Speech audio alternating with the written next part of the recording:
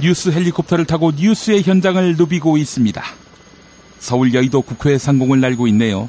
이준식 교육부 장관이 오늘 국회에서 기왕에 추진한 국정 한국사 교과서를 폐지할 가능성을 열어놓았습니다. 이보다 앞서 문화일보는 교육부 관계자의 말을 빌려서 국정 역사 교과서를 예정대로 내년에 발행하되 현행 검인정 역사 교과서도 유지하기로 했다. 이렇게 전했습니다. 이건 뭐 어렵게 설명할 필요 없이 검인정 제도를 유지한다는 말이지요. 자, 이제 학교별로 국정이냐 검인정이냐 선택하게 되겠네요. 역사 왜곡 논란이 있고 날림으로 만든 국정교과서 누가 선택할까요? 한국판 후소시아 교과서가 되거나 교학사 교과서 시즌2가 되겠네요. 기대됩니다. 역시 서울 여의도 국회 상공입니다. 탄핵안 처리를 보류하자고 주장했던 새누리당 정진석 원내대표가 과반수 이상인 두 야당이 합의해서 12월 2일이나 12월 9일에 대통령 탄핵안을 처리할 경우 다른 방법이 없고 따르는 수밖에 없다며 사실상 백기항복을 했습니다. 노무현 대통령 탄핵이 결정되던 날 활짝 웃던 박근혜 얼굴이 생각나네요. 그리고 며칠 뒤 천막 당사 쇼를 했던 그녀 아닙니까? 그때와는 달리 탄핵 지지 여론이 넘쳐나는 상황이지요. 양상은 달라졌어도 이번에도 천막으로 돌파하면 어떨까요? 관저를 천막으로 옮기는 천막 관저쇼 어떨까요? 춥긴 해도 거기다 텔레비전은 놓아드릴게요. 또 서울 여의도 국회 상공입니다. 손학규 전 민주당 대표는 국민들을 어떻게 보고 이 나라를 책임질 야당이 이따위 전국 수습책을 내놓고 있는가라고 맹비난했습니다. 더불어민주당이 황교안 국무총리 체제를 유지한 채 수습하기로 하자 불만을 토로한 것입니다. 황교안 날리고 새 총리를 세우자고 했을 때 박근혜는 내 임기를 보장해 줄 거야? 이러겠지요. 그래서 새 총리로 가자는 이 말이 손학규 전 대표 말인지 박근혜 말인지 구분이 안 가네요. 결국 왜 나를 빼고 가려고 하는가? 이 뜻 같은데 이것도 역시 손학규의 말이자 박근혜의 말이겠고요. 저는 광고 듣는 사이에 앵커석으로 자리를 옮기겠습니다.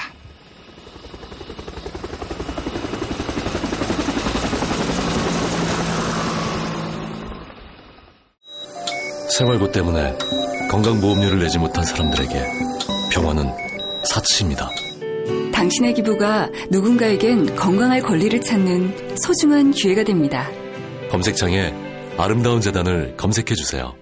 야, 근데 홍어가 진짜 그렇게 몸에 좋아? 아니 끝내준다니까. 근데 비싸지? 열나 싸고 열나 맛있는 홍어가 있다니까. 어디? 알싸한 홍어. 네이버 검색창에 알싸한 홍어를 검색하시고 1599-6456 전화 주문도 가능합니다. 노력한 만큼 내어주는 자연, 그 자연의 마음을 알기에 정성농장 홍삼. 검색창에서 정성농장 홍삼을 검색해주세요. 010-9754-6972. 다이어트를 위한 꿀팁. 동결건조 채소와 곡물, 단백질, 그리고 효소와 비타민, 미네랄로 만든 다이어트 전용 그린 스무디로 하루 한두 끼만 바꿔 드세요. 비타샵에서 만나요. 조선의 딸로서 잘하는 재백이 없는데. 남북 통일 만세! 새날이 올 때가 불리한 진술을 거부할 수 있습니다. 김무성 나와! 이나 민주주의를 알아, 이 새끼야!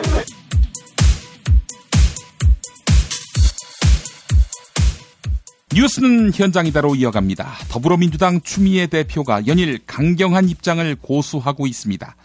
대통령 박근혜가 스스로 퇴진하지 않는다면 탄핵을 준비하겠다. 이렇게 밝혔는데요.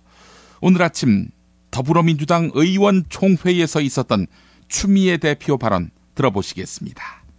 이제 박근혜 대통령이 선택할 수 있는 것은 스스로 물러나는 것뿐입니다. 이제 검찰 수사로 정권과 재벌 간의 정경유착의 베일이 풀려가고 있습니다. 박근혜 대통령의 제3자 뇌물수수의 전모가 드러나 더 이상 퇴진은 피할 수 없는 상태가 됐습니다. 대통령이 청와대에 숨어서 하루하루 버틸수록 국민 분노만 더 커질 겁니다. 국민이 더 힘들어질 겁니다. 아마도 내일은 전국에서 200만 명이 집결하리라 예상이 됩니다. 오는 30일부터는 국정조사가 시작되고 특검도 내달 초부터 활동을 시작할 것입니다. 어느 것 하나도 피할 수가 없는 것입니다.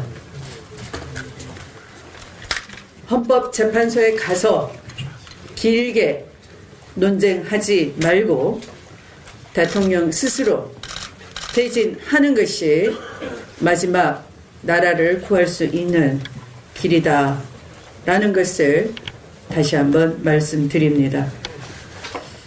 그러나 대통령이 민심을 잃지 못하고 퇴진하지 않는다면 결국 탄핵밖에는 남는 것이 없습니다. 더불어민주당은 좌고우면하지 않고 질서 있게 탄핵을 준비해 나갈 것입니다. 국민의 80%가 탄핵에 찬성하고 있습니다. 탄핵 절차를 추진하는 동시에 우리는 또 민생예산, 내년도 예산안도 꼼꼼히 살펴보고 처리해야 할 것입니다. 우리는 탄핵 국면에서 시민사회를 비롯한 국민의 목소리를 잘 새기고 받들겠습니다.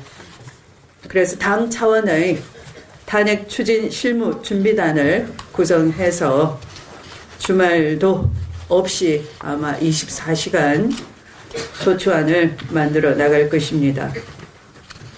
또 우리 서명운동본부와 국민과 함께하는 퇴진 국민운동본부도 국민과 함께 전국을 다니면서 끝까지 독려해 나갈 것입니다. 한 분 한 분 합류해서 소개해 주시는 의원님들 특별히 건강에 유의해 주시고 긴 장기전을 국민을 잘 격려하면서 나아갈 것을 당부드립니다. 검찰이 최순실과 안종범을 특정범죄 가중처벌법상 뇌물 혐의로 추가 입건했습니다. 이에 따라 공범으로 지목된 대통령 박근혜가 뇌물죄를 적용받을지 주목되고 있는데요.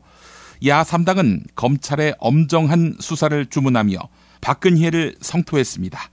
오늘 국회 기자회견장에서 더불어민주당 금태섭 의원, 국민의당 손금주 의원, 정의당 한창민 대변인의 박근혜 뇌물죄 관련 논평 내용 차례로 들어보시겠습니다. 대통령은 최태원 SK 회장과 신동빈 롯데 회장을 비공개 면담했습니다. 면담 이후에 기획재정부는 면세점 승인 요건을 완화하는 정책 방안을 발표했고 관세청은 4월 서울 시내 면세점 4곳의 신규 설치를 발표했습니다. 대통령은 최순실을 위해서 기업의 뇌물을 요구했습니다. 그럼에도 불구하고 대통령은 기업이 선의로 도움을 주었다라고 포장하고 있습니다. 그러나 모든 정황은 기업이 대가를 바라고 재단에 거액을 기부했다고 말하고 있습니다. 피의자인 박근혜 대통령은 더 이상 검찰 수사를 거부할 명분이 없습니다. 대통령이 저지른 불법은 덮고 싶어도 덮어지지 않고 피하고 싶어도 피할 수 없습니다. 대통령이 검찰 수사를 거부하는 것은 법치주의를 부정하는 것이고 대통령이라면 당연히 지녀야 할 품격마저 부정하는 것입니다. 국민의당은 검찰의 엄정한 대응을 존중합니다. 검찰은 삼성과 롯데, SK 등 뇌물죄와 연관된 대기업들에 대해 철저히 조사해야 합니다. 대한민국은 법치국가입니다. 대기업들이 시장 경제와 법률을 무시하고 반칙으로 특혜를 받았다면 이를 반드시 처벌하고 시정해야 합니다. 절차와 내부 반발을 무시하고 삼성물산 합병에 찬성한 국민연금, 롯데와 SK가 받은 면세점 특혜 등 지금 제기되고 있는 모든 의혹들의 진상이 밝혀져야 합니다. 대기업들의 자정 노력만으로는 충분하지 않습니다. 검찰은 철저한 수사로 정경유착의 고리를 끊어야 합니다. 최순실 씨와 안종범 전 수석에 대한 뇌물 혐의가 인정되었으니 이제 남은 것은 피의자 대통령에 대한 뇌물죄 적용입니다. 박근혜 대통령은 최순실 씨와 안종범 전 수석을 연결하는 몸통일 뿐만 아니라 재벌과 직접 접촉한 주범입니다. 따라서 뇌물죄는 쌍방의 거래로 이루어진다는 사실을 볼 때 박 대통령의 뇌물죄 적용은 피하기 어려울 것으로 보입니다. 박 대통령이 최태원 SK 회장과 신동빈 롯데 회장을 비공개 면담한 직후 최순실 씨가 두 기업에 수십억 원을 요구한 것은 국민 모두가 알고 있는 사실입니다. 검찰은 박근혜 대통령과 그 측근뿐만 아니라 뇌물을 공여하고 부당한 이득을 취한 재벌기업 그리고 전경련도 철저히 수사해야 할 것입니다. 국민들의 반대에도 불구하고 지난 수요일 한일 군사정보 보호협정이 체결됐습니다. 이에 국회에서는 한일 군사정보 보호협정의 효력을 중지하는 특별법이 발의됐는데요. 특별법을 발의한 국민의당 정동영 의원은 특별법 외에도 다양한 수단을 강구하겠다, 이렇게 밝혔습니다. 오늘 국회에서 있었던 기자회견 내용 들어보시겠습니다. 한일 군사 비밀 정보 보호 협정은 안전 보장에 관한 중대한 내용을 담고 있기 때문에 이것은 당연히 국회의 비준 동의를 받아야 함에도 불구하고 국회를 회피하기 위해서 행정명령, 행정협정으로 처리한 것은 명백하게 헌법 위반입니다. 그리고 특히 독도에 대한 영토적 야심을 포기하지 않고 있는 일본에 대해서, 그리고 특히 협정 준비 과정에서, 협상 과정에서 정례적인 독도 방어 훈련마저 포기한 이 정부가 한일 군사정보, 군사 비밀정보 보호협정을 일방적으로 처리한 것은 반국가적, 매국적 폭거라고 할 것입니다.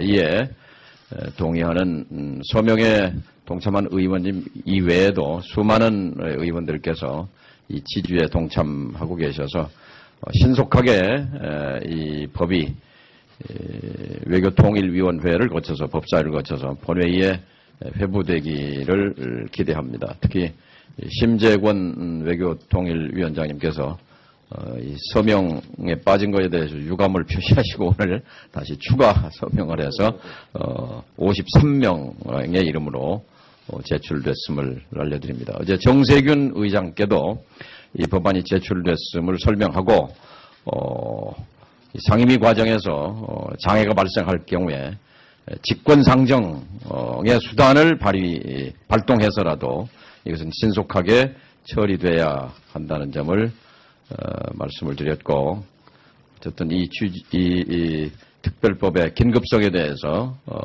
의장께서도 이해를 표시하였다는 말씀을 드립니다. 전 국민이 분노하는 한일 군사비밀정보보호협정은 이미 실질적으로 무효이며 이것을 뒷받침하는 특별법, 효력정지 특별법 이외에도 헌재 헌법재판소의 권한쟁의 심판 청구, 그리고 행정법원에 대한 효력정지 가처분 신청 등 여러 가지 재반 조치가 동시다발적으로 취해질 것이라는 점을 말씀을 드립니다. 정부가 강행하는 국정역사 교과서가 최순실 교과서라는 의혹이 있습니다. 이재정 경기도 교육감 역시 이를 의심하며 국정역사교과서의 폐기를 주장했는데요. 평화방송 라디오 열린세상 오늘 윤재선입니다에 출연한 이재정 경기도 교육감 인터뷰 들어보시겠습니다. 국정역사교과서 폐기 목소리가 더 커지고 있는 것은 정부의 국정화 결정에 국정농단 사태 당사자인 최순실 씨 입김이 혹시 작용한 거 아닌가, 이런 의혹 때문이 아닌가 싶은데 어떻게 사실 가능성도 충분하다 이렇게 보십니까? 저는 충분하다고 보는데요. 예. 그 이유가 제가 이 국정화 계획을 알게 된 것이 2014년 가을입니다. 10월 아니었습니까? 10월에. 네, 예. 아니 2014년. 예, 정부가 공식 발표하기 전인 2014년 가을쯤에 제가 들었고, 정확하게 얘기를 들은 건 그게 12월에 얘기를 들었는데요. 예. 교육부의 고위 공직자의 고위 당국자에게 얘기를 들었는데, 네. 이 고대사 부분을 이 정대하고 뭐 현대사를 좀 줄이고 뭐 하는 등등의 국정화 작업을 지금 정부가 계획하고 있다. 예. 참 우려스럽다.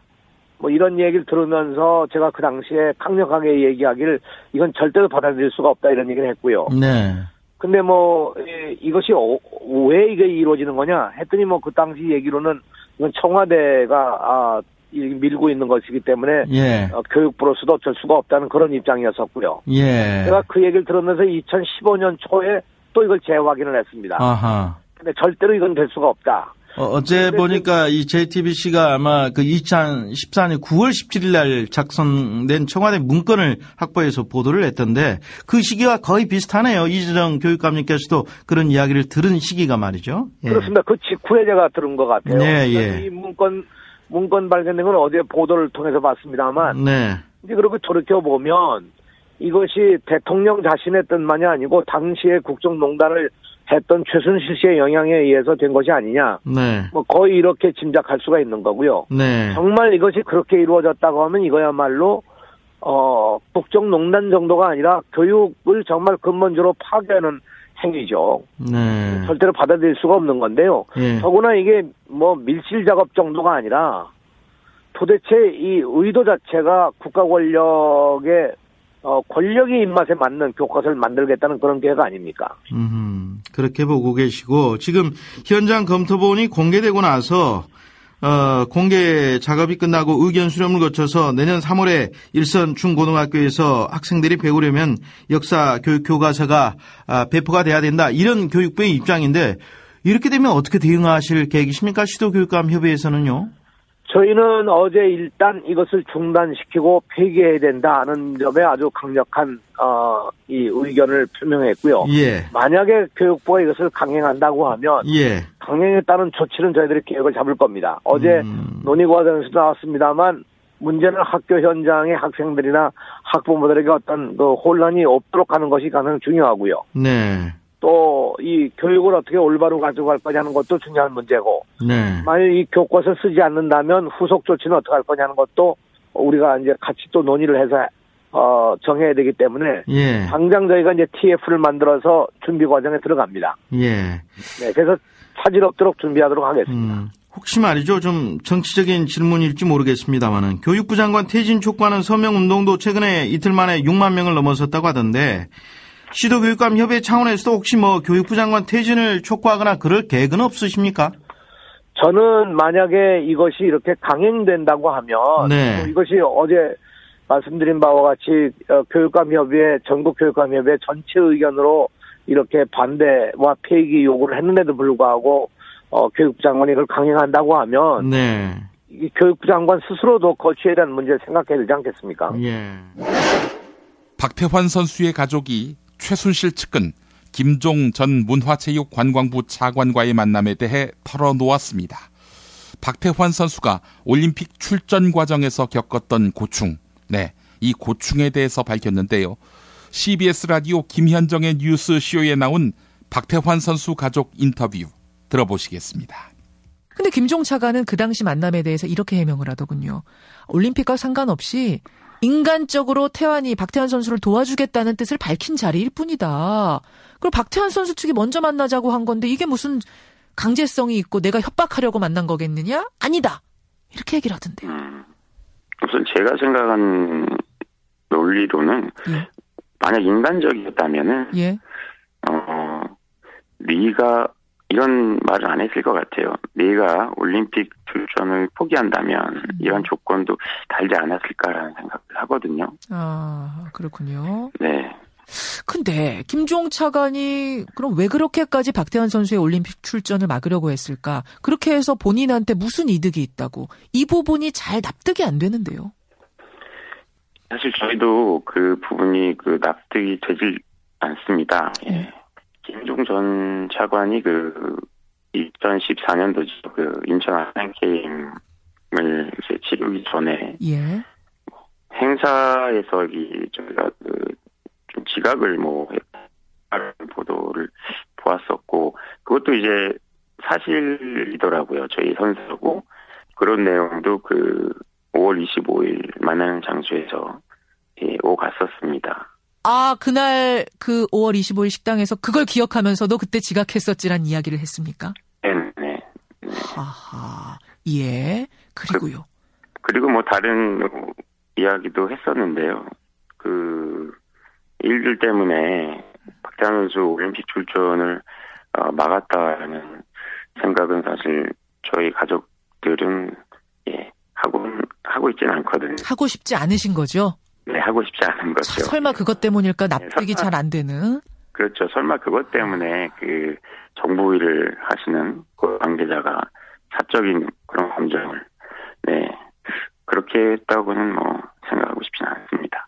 지금 이제 보도가 되는 검찰의 수사에 대해서 이야기가 나오는 것으로는 어떤 다른 선수를 밀어주기 위해서 출전 포기를 종용한 거 아니냐 이런 이야기들도 나오던데. 그 사실도 5월 25일 날 미팅을 할 때 말씀은 하십니다. 아, 이게 지금 녹취록이 이 검찰에 가 있기 때문에 공개를 음성으로 하실 수는 없지만 그날 김종 차관이 그런 이야기도 했군요. 각서를 못 쓰신 거네요. 결론을 못 내리신 거네요.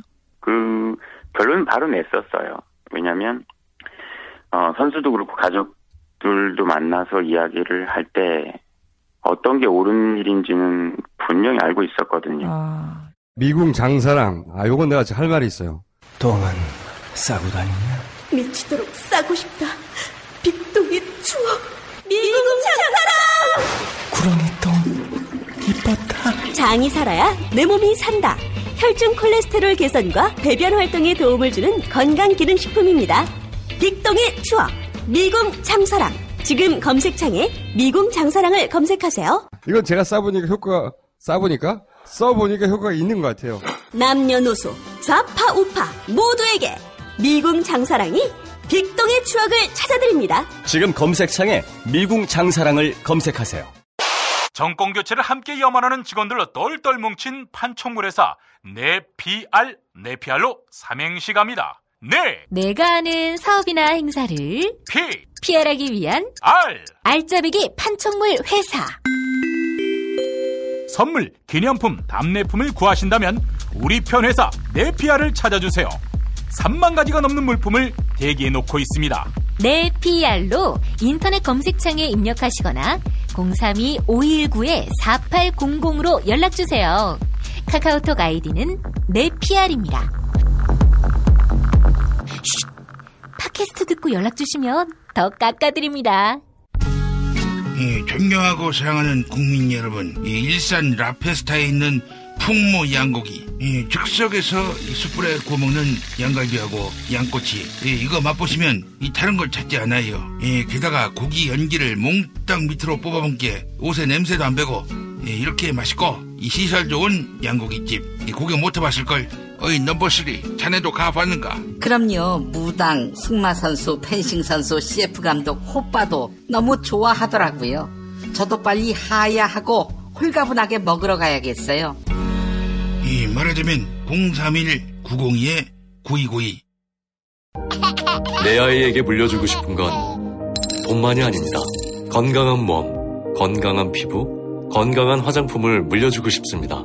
수아비스 화장품은 눈에 들어가도, 상처 위에 발라도, 혹은 아이들이 실수로 먹더라도 괜찮아야 한다는 목표로 95% 천연 원료 함유에 도달하기까지 달려왔습니다. 수아비스랩닷컴에서 한 달간 오픈 기념 행사로 100% 페이백 행사를 진행합니다. 구매한 가격만큼 그대로 현금으로 돌려주는 100% 페이백. 부담 없이 수아비스 화장품의 효과를 확인하세요. 포털사이트에서 수아비스 화장품을 검색하세요. 피 튀기며 박학다식을 뽐내는 퀴즈. 피박 퀴즈. 오늘도 무화환 나오셨습니다. 안녕하십니까. 헌법정신의 수호자, 좌파 집권의 방어막 무 인사드립니다. 이봐, 좌파 집권의 방어막이라고 했나? 어? 그런 인간이 누나 탄핵에 앞장서? 너네 누나가 청와대에 계속 눌러앉아 있으면 그거야말로 좌파 집권의 첩경이지. 야, 눈깔 제대로 박혀 있으면 상황을 똑바로 응시해, 이 등신 새끼야. 닥치라고! 조금만 기다리면 흑기사가 나타나서 우리 누나를 구해줄 거야. 어? 그 흑기사가 누군지 궁금하지 않나? 반기문. 몰랐지. 이 비장의 히든 카드. 이 새끼 아직도 견적이 안 나오냐? 야, 그 반기문이가 뭐하러 똥바가지 뒤집어 쓴 니네 누나하고 손잡니? 무슨 소리를 하고 있어? 우리하고 반기문이하고 다 얘기가 됐어. 이 새끼 검찰한테 잡힐까봐 도망다니더니 벌써 감이 떨어졌냐? 허나 반기문이만 박근혜하고 거리를 두는 게 아니에요. 친박 돌격대마저도 우리한테 넘어오고 있다고. 아니 뭐라고? 친박 돌격대도 마약을 했나? 마약 줬구만. 그 친구들 정신상태 혼미하게. 뭘로 줬어? 필로폰? 아니면 대마초? 아니지, 프로포폴. 야, 마약 할 것 같으면 뭐하러 탈박을 하냐? 그냥 청와대로 가면 되지. 누나, 나도 주세요. 이러면서. 닥치지 못해! 우리 누나가 완전 힘을 먹었구만. 그 박원순이가 아직도 청와대에다가 수돗물을 넣는 모양이구나. 물을 먹었다고 하는 거 보니까. 우리 누나가 무슨 경찰이야? 물이 왜 끊겨?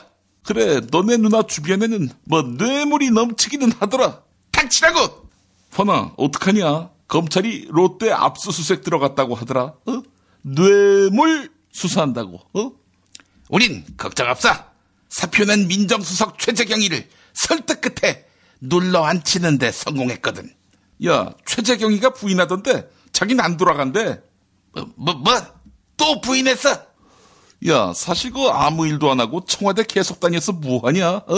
출근해서 신문 읽고, 점심 되면 구내식당 밥 먹고, 오후에는 또 석간 읽고, 이렇게 저렇게 시간 보내다가 5시 칼퇴근. 할 게 뭐가 있어, 이 새끼야. 가끔 검찰 후배한테 전화는 받겠구나. 선배님, 거기서 뭐 하십니까? 이런 쿠사리 들으려고. 이런 검찰놈들, 이 배신자놈들. 그래, 이 검찰놈들이 단단히 배신 때렸어. 환희 너를 엄정 수사해야 할 텐데. 당신은 무사할 것 같나? NLL 대화록, 딸 수원대 교수 특혜 채용, 마약 사위 등등 대충 덮어둔 진실 그냥 두겠어? 냄새가 진동하는데. 닥쳐, 이 새끼야! 네네, 이 두 분 다 검찰에서 엄정하게 수사받으시고요. 자, 오늘 주제 이야기 나누어 보겠습니다. 만덕산에서 하산하신 분이 연일 개헌에 대해 말씀하십니다. 어떻게 생각하세요, 두 분? 만덕산으로부터 너 필요 없다, 내려가라, 하산해라, 이런 얘기 들으신 분 말하는 거지? 학교형, 손학교. 저 산은 내게 내려가라, 내려가라 하네. 만덕산 형도 우리와 함께 하기로 했다. 아니, 함께 하다니 이게 무슨 소리야? 그 만덕산 형 총리하고 싶어서 안 달란 거 아니야? 그러면 총리 인사권을 쥐고 있는 누나한테 줄 서야지. 어디 저런 배신자들하고. 허나 그 만덕산 형이 아무리 속세를 떠났어도 정치는 좀비하고 하는 게 아니라 사람하고 해야 한다, 이 정도 상식은 있는 형이다. 그럼 당신이랑 붙어먹으면 뭐가 떨어지지? 우리는 개헌을 할 기다. 개헌 동지회, 이렇게 이름도 붙였어요. 그래서 야권의 반문재인 세력, 우리 여권의 비박근혜 세력, 아니 반박근혜 세력을 규합하는 거지.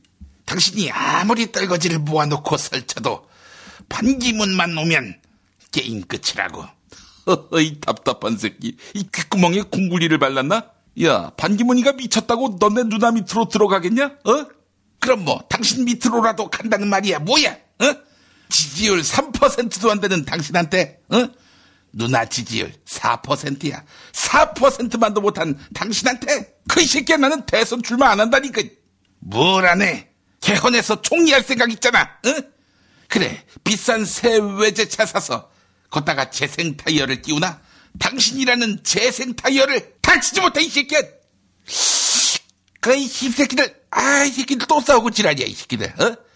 이런 대결의 정치 안 보려고 할 적에는 개헌해야 한다고 봐요. 아이고, 이님 나오셨습니다. 역시 개헌 얘기가 나오니까 바로 나오시는군요.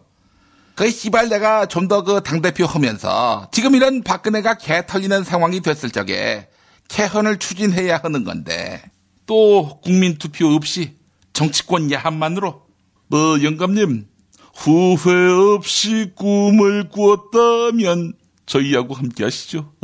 개헌의 바다에서 같이 헤엄치자고요. 나도 그러고 싶은데 내가 비례대표야 씨발. 이 당을 나갔을 적에는 바로 의원직이 상실되거든. 어떻게든 당적을 유지해야 하는데 문재인이 이 새끼가 문제야. 하여튼 간에 아니 문재인 전 대표가 뭐라고 했습니까? 개헌이 물타기라면서 반대하고 있잖아 이 씨발. 아니 이님은 개헌을 내서 무엇이게요? 이 새끼 봐라. 눈깔에 독선과 혐오가 꿈틀거리고 있어. 야, 내가 총리나 해먹으려고 노욕을 부리는 줄 알아? 영감님, 그럼 영감님은 개헌 열심히 하시고 총리는 제가 맡아도 됩니까? 그건 안 되지 이 새끼야. 이 새끼 어디다가 숟가락을 얹어. 야, 왜 죽 써서 너 딴 새끼한테 주냐? 그럼 이님이 총리 하고 싶어서 개헌을 주장하는 거군요. 내가 이 나이에 욕심 있다고 본다면 큰 오해다. 오케이지. 오케이. 그래, 죽기 전에 총리 한번 해보고 죽어야지. 안 그러냐? 이님, 지금 이님에게 급선무는 무와 환과 함께 반성하시는 겁니다. 4년 전에 박근혜를 칭송했던 그 역사, 조금이라도 참회하셔야 하는 거 아닙니까?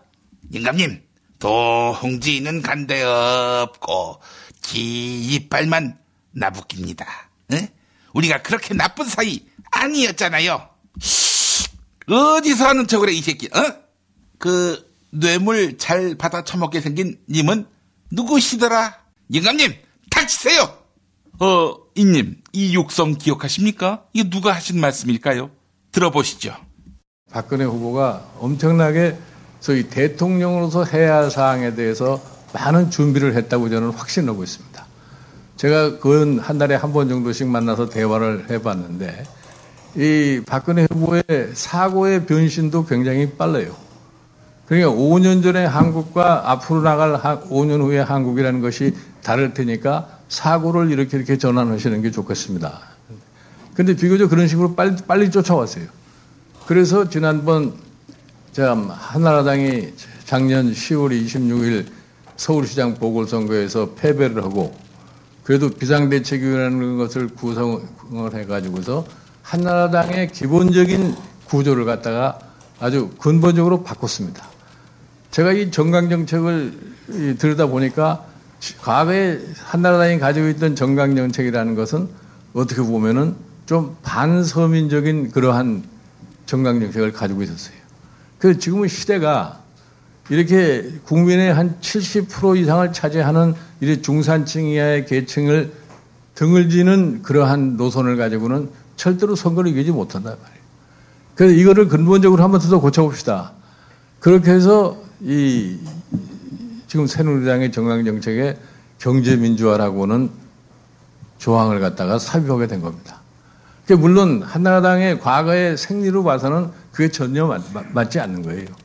그러나 이 정치하는 사람이 시대의 변화를 갖다가 읽고서 거기에 따라가지 않으면 그 정당이라는 건 절대 성공을 할 수가 없습니다. 그렇게 해서 박근혜 후보의 결단에 의해서 정강 정책을 갖다가 바꾸고 좀 당을 좀 어떻게 새롭게 쇄신을 해서 그 결과로 얻은 것이 지난 4.11 총선에서 과반수 의석을 확보를 한 겁니다. 이제 그것을 바탕으로 해서 지금 대통령 이제 이 선거를 우리가 앞두고 있는데 제가 보기에 박근혜 후보가 대통령이 될 것 같으면은 그동안에 박근혜 후보가 5년여에 걸쳐서 준비한 개별적인 자기의 그 상상력을 갖다가 충분히 집권하는 과정에서 발휘할 수 있다고 생각을 합니다. 미래를 내다볼 수 있는 지도자가 1970년대 아니 퇴마사 시대에나 있을 법한 주술 정치나 버리고 이 씨발 새끼 어른을 갖고 놀려 이 새끼야. 어? 야, 그 박근혜가 당시만 해도 다시 일어서는 대한민국의 꿈을 갖고 있었고 한계는 있었지만 그 진정성은 있었다고 봐요. 다시 일어서는 대한민국에 대한 진정성? 증거가 있습니까? 있지. 비아그라. 아이 무슨 소리를 하세요. 오늘 그 문제를 내도록 할게요. 전봉준 투쟁단. 농민들이 토요일 광화문 집회에 참석하기 위해서 전국에서 농기구를 타고 상경하고 있는데 근데 경찰이 이걸 또 막고 있어요. 교통소통에 방해가 된다면서 그 무엇가 위협이 된다고. 자, 그 문제를 드리도록 할게요. 전봉준의 별명이 무엇일까? 이 키가 작아서 이 별명이 있었죠. 새야 파랑새야. 이 노래에도 언급이 되지요. 땡땡 장군 이렇게 말이지요. 자, 이 땡땡은 무엇일까? 이게 오늘의 문제라고 봐요. 이 정답. 네, 환님 정답은요? 이 정답은 정몽준 장군. 정몽준이 왜 나옵니까? 저 새끼 역사교육 엉망으로 받았어. 혼이 비정상이구나. 사회자 정답 바로 가자. 정답은 고추장군. 아니 고추장군이 왜 나옵니까? 작은 고추가 맵다 이런 말이 있잖아. 그 작은 고추가 비아그라가 필요 없다. 왜냐? 작으니까. 이거 어때? 이거. 자, 오늘도 정답은 애청자 여러분의 몫입니다. 정답 맞히시면 세상에서 가장 맛있는 김치 이담채 김치, 유전자 변형 곡물, 화학 첨가물을 전혀 사용하지 않는 과자, 비어를 따다 구운 과자 함께 보내드리겠습니다. 팟빵 게시판에 정답, 이메일 주소, 사연 남겨주시기 바랍니다. 피바 퀴즈 마칩니다.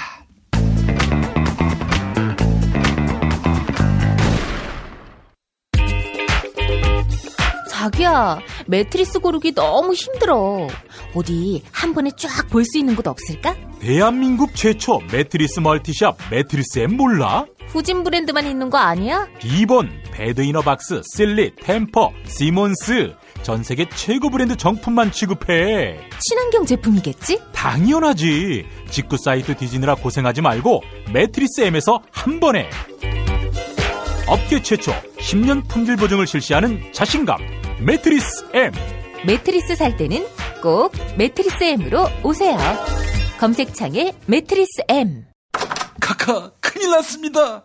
뭐가 또 큰일 났어요? 주진우가 아리랑 치기배를 만나서 전치 18주의 중상을 입었답니까? 그게 아닙니다. 주진우가 함세홍 신부와 함께 카카와 카카 아버지 시대를 탈탈 털어서 낸 책이 날개 돋친 듯 팔리고 있습니다. 무슨 책인데? 악마 기자와 정의 사제. 악마 기자 주진우, 정의 사제 함세웅의 속 시원한 한국 현대사 콘서트. 악마 기자 정의 사제. 왜 때리십니까? 빨리 다 사들여. 더 이상 그 책 못 읽게. 시사인북에서 나왔습니다. 김재준, 문익환, 안병모, 서남동 등 한국 현대사의 암흑기, 민족과 역사 앞에 비치됐던 시대의 지성이 움튼 학교, 한신대학교 신학대학원. 한신대학교 신학대학원 장학기금 마련을 위한 음악회가 11월 29일 화요일 저녁 7시 반 서울 수유동 한신대학교 신학대학원 예배당에 서 있습니다.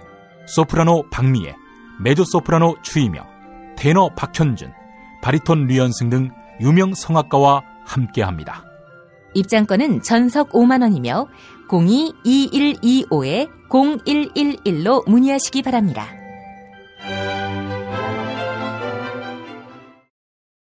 박근혜 왜 저러지? 문재인, 김무성, 안철수는 또 왜 저러지? 뉴스로는 알 수 없는 진짜 정치 현장 이야기. 한겨레 정치팀 기자들이 취재 수첩을 낱낱이 공개합니다. 본격 정치관찰 팟캐스트. 언니가 보고 있다. 팟빵에서 언니를 검색하세요. 한겨레 정치바와 함께하는 정치 한 건에 써. 김태규 기자 만나겠습니다. 김 기자님. 네, 안녕하십니까. 금요일에 여론조사, 한국갤럽조사. 오늘도 충격적입니다. 네, 그렇습니다. 지금 지난 3주 동안 사실은 좀 답답한 횡보를 거듭했거든요. 예. 5%. 예. 저 나쁜 짓을 계속하고 있는데 왜 지지도가 계속 똑같이 나오지? 그래서 의문이었는데, 예, 오늘 이제 결과는 이제 4%, 1%포인트가 떨어진 4%고, 이것도 본인의 최저치를 경신한 것이고, 역대 대통령 여론조사 최저치 역시 이제 경신을 한 것이고요. 이게 이제 긍정평가인데, 국정수행을 잘한다. 이제 긍정평가가 4%라는 거고, 국정수행을 못한다. 이게 부정평가는 93%였습니다. 지난주보다 3%가 올라서, 국민 100명 중에 93명이 박근혜 진짜 못한다. 지금 평가를 하고 있다는 거고요. 예. 세대별로 보면 20대와 30대가 0%로 나왔습니다. 그리고 40대가 4%고요. 상당히 격차가 크죠. 20, 30대와 40대의 격차가. 50대는 6%였고 60세 이상은 지난주와 이제 같은 9%로 나타났고요. 예. 20대와 30대가 각각 156명과 183명이 설문에 응했는데 직무수행을 잘하고 있다고 얘기한 사람은 단 한 명도 없었습니다. 예. 지역별로 보면 서울이 4% 평균 수준이고요. 인천 경기가 2%, 아이고. 광주 전라가 1%, 계속 0% 나왔다가 예. 광주 전라 1%, 호남 1%인데 누군가 장난을 친 게 아닌가 그런 생각이 들고 예, 대구 경북 TK 3%, 부산 울산 경남 5%였고요. 예. 제일 높은 곳이 이제 대전 세종 충청 지역인데 이게 7%가 나왔습니다. 여기는 왜 그런지 모르겠습니다. 계속 평균 이상으로 나오는데 예. 이것도 참 궁금한 것이고. 예. 그리고 대구 경북이요. 부정평가가 이제 87%가 나왔고요. 예. 특이할 만한 점은 어느 쪽도 아니다. 그리고 모름, 응답 거절이 9%가 나왔습니다. 이거는 다른 지역은 그 어느 쪽도 아니다. 응답 거절 이게 보통 1%에서 4%거든요. 예. 그거랑 비교하면 TK에서는 이 응답 거절 모른다는 게 9%여서 뭐 굳이 분석을 하자면 이른바 샤이 박근혜, 박근혜를 지지한다는 게 부끄러워서 말을 못하는 그 지지층이 TK에는 어느 정도 있는 게 아닌가, 이렇게 분석이 가능할 것 같고요. 예. 그리고 정당 지지율을 보면 역시 새누리당 지난주 15%에서 3%포인트 하락한 12%를 기록을 해서 예. 창당 후 최저치를 기록하면서 3위로 내려앉았습니다. 더불어민주당은 3%포인트 상승한 34%. 이것도 이제 최고치를 이제 경신을 한 거고요. 예. 국민의당도 2%포인트가 올라서 16%였습니다. 예. 이렇게 되면 새누리당과 이제 4%포인트 차이죠. 그래서 이제 2위를 차지했고, 정의당도 1%포인트 올라서 7%로 나타났습니다. 이번 조사는 응답률이 25%였고, 예. 1,004명이 이제 응답을 했고요. 오차 범위는 플러스 마이너스 3.1%포인트 차이입니다. 예. 25%의 응답률이면 상당히 높은 편 아닙니까? 그렇죠. 보통 이제 10% 좀 넘기 때문에 응답률이 너무 낮다. 여론조사가 문제다. 그런 이제 지적들이 많았는데 25%는 상당히 높은 것이고, 예. 그리고 다른 지역이 모르겠다. 이게 뭐 4% 뭐 이 정도이거든요. 예. 그것도 보면 사람들이 정말 너무나 반갑게 지금 전화를 받는 거죠. 이런 여론조사 보면 자기 의사를 표현하는 게 뭐 짜증나고 싫고 불편하고 귀찮은 게 아니라 전화가 오면 받아서 너무나 성심성의껏 나는 박근혜가 싫어요. 그 얘기를 너무나 자신 있게 그렇게라도 이 울분, 분노를 풀고 있는 게 아닌가 그렇게 좀 보이네요. 예.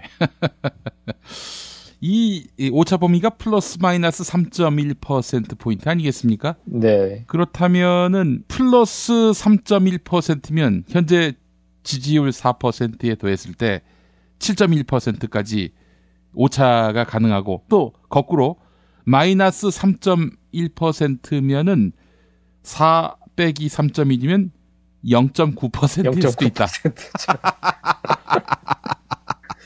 예. 앞으로의 관전 포인트는 이러네요. 예. 오차범위 밑으로까지 지지율이 내려가냐. 예. 그거일 것 같고요. 보통 이렇게 되면 샘플이 이제 뭐 1,004명 뭐 이 정도 되면 오차범위는 비슷할 거거든요. 예를 들어서 박근혜 대통령의 지지율이 3%다. 이렇게 되면 사실상 지지율이 0%라고 봐야 하는 것이고. 그렇죠. 지금 갤럽은 이렇게 보정을 해서 몇 %가 아니고 그냥 이렇게 그냥 한 자릿수로 이제 나오잖아요. 뭐 4% 다음이면 이제 3%일 텐데.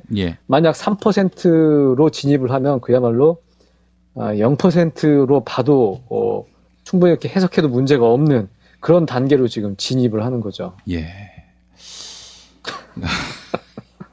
이 기록에 도전해볼 만할 것 같은데요, 박근혜 대통령은. 금요일이 기다려집니다. 목요일에는 국민들이 박근혜 하야를 얼마나 요구하느냐, 이게 관전 포인트라면은 리얼미터 조사가 그렇고요. 금요일은 박근혜 지지율이 몇 %냐, 또 이게 관전 포인트고요. 0%로 수렴해가는 그 과정이 딱 눈에 보이는 거죠. 알겠습니다. 지금 정치권에서 개헌 논란이 다시 불거진 측면이 있죠? 그렇습니다. 이게 탄핵을 하고 대통령의 국정 수행이 중단이 되고 황교안 총리가 권한대행을 하고 뭐 이런 여러 가지 좀 복잡다단한 딜레마적 상황에서 탄핵을 이제 얘기하는 이제 정치인들이 있는 건데요. 오늘 그 국회에서 이상돈 국민의당 의원 주최로 현 시국과 개헌 그리고 제3지대론이라는 제목의 이제 토론회가 열렸는데 여기에 항상 운이 별로 없는 손학규 전 민주당 대표가 발제자로 참여를 해서 별명 만덕산. 그렇죠, 만덕산. 이분이 오늘 발제자로 참여를 해서 이런 얘기를 했습니다. 탄핵 결정 이전에 탄핵에 들어갔을 때 우리나라를 어떻게 경영할 것인가에 대한 책임의식이 국회, 특히 야권에 없다. 황교안 총리의 대통령 권한대행에 대해 그냥 받아들이고 있는 것 같은데 그것이 국민들이 원하는 거냐? 탄핵은 탄핵대로 하고 개헌은 개헌대로 가야 한다. 이렇게 강조를 했습니다. 박근혜 대통령이 물러나고 황교안 총리가 대통령 권한대행을 지금의 헌법 체제라면 권한대행을 이어받게 되는데 그걸 우리가 그대로 용인을 하고 받아들일 수 있는 것이냐? 이런 이제 문제 제기인 것이고요. 오늘 그 김부겸 민주당 의원도 라디오 인터뷰에서 비슷한 얘기를 했습니다. 뭐라고 얘기했냐면 지금 촛불 민심은 대통령 한 분의 거취 문제로 끝날 게 아니다. 이 촛불 문제를 어느 정도 다음 단계로 가져가려면 개헌 논의는 불가피하다. 그렇기 때문에 탄핵은 하더라도 탄핵 논의와 함께 개헌 논의를 해야 한다는 이제 주장인 것이고요. 정진석 원내대표도 비슷한 얘기를 했어요. 오늘 의원총회에서 이렇게 얘기를 했는데 야당 주장대로 허겁지겁 12월 2일이나 9일 탄핵안을 처리하는 것은 답안지로 받아들일 수 없다. 개헌 작업도 대통령 탄핵과 병행해서 추진하는 게 마땅하다. 헌법 개정 없이 차기 대선을 치른다면 다음 정부에서도 5년 단임 대통령제의 비극은 재현될 거다. 이렇게 얘기를 했습니다. 그러니까 지금 계속 제왕적 대통령제 이런 거 자체가 문제이기 때문에 물론 박근혜 어떤 개인의 문제도 크지만 1인에게 모든 게 집중이 되는 대통령제의 권력 구조가 문제다. 그렇기 때문에 이참에 탄핵을 하면서 동시에 개헌 논의도 하자는 주장인데요. 문재인 전 대표는 이 개헌 병행 논의에 대해서 강하게 이제 반박을 했습니다. 오늘 그 경기대 시국 대화가 있었는데요. 대학생들과 거기서 무슨 얘기를 했냐면 개헌론과 개헌을 매개로 한 정계 개편에 대해 경계심을 가져야 한다. 이거는 교묘한 물타기가 있다고 생각한다. 박근혜 대통령과 박 대통령의 공범이었던 새누리당의 책임을 물타기하는 게 개헌 촉구에 담겨 있다. 이렇게 얘기를 했습니다. 그러면서 저도 헌법에 손볼 때가 많다고 생각한다. 그러나 이 시기에 개헌을 이야기하면서 제왕적 대통령제가 이번 사태의 근본이라고 이야기하는데 헌법 때문에 이런 일이 생겨난 거냐. 헌법에 죄가 있는 게 아니고 헌법은 피해자다. 이렇게 얘기를 했습니다. 뭐 이 말도 이제 옳고요. 그래서 제 개인적으로는 그렇습니다. 지금 너무나 아수라판 아니겠습니까? 아수라장이고 너무나 혼돈스럽고 어쨌든 박근혜 대통령의 직무를 정지시키고 탄핵을 시켜서 박근혜 대통령을 자리에서 끌어내리는 것만 해도 지금 야당에서도 여기까지 합의한 것까지만 해도 너무나 힘들게 봤잖아요. 예. 탄핵이냐 아니냐, 퇴진을 시킬 거냐 말 거냐, 이 단순한 문제를 가지고도 야당에서도 이렇게 지난한 토론의 결과를 가지고 이렇게 힘들게 왔는데, 개헌이라는 것은 그것보다 훨씬 더 많은 경우의 수가 복잡하게 얽혀가는 거 아니겠습니까?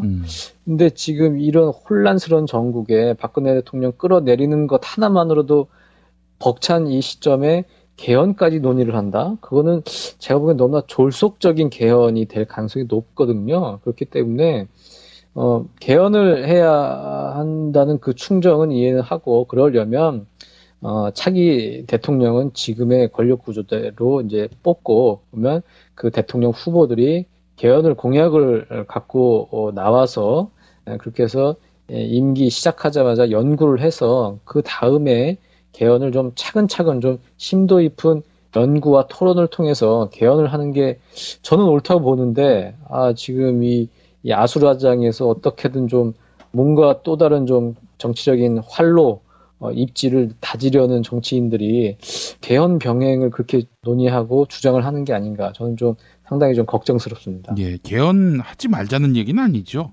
그렇죠. 개헌을 제대로 해야 하는데 지금 상황에서 개헌이 제대로 되겠느냐는 거죠. 그러니까 좀 기다리시란 얘기예요. 뭐 이렇게 서둘러.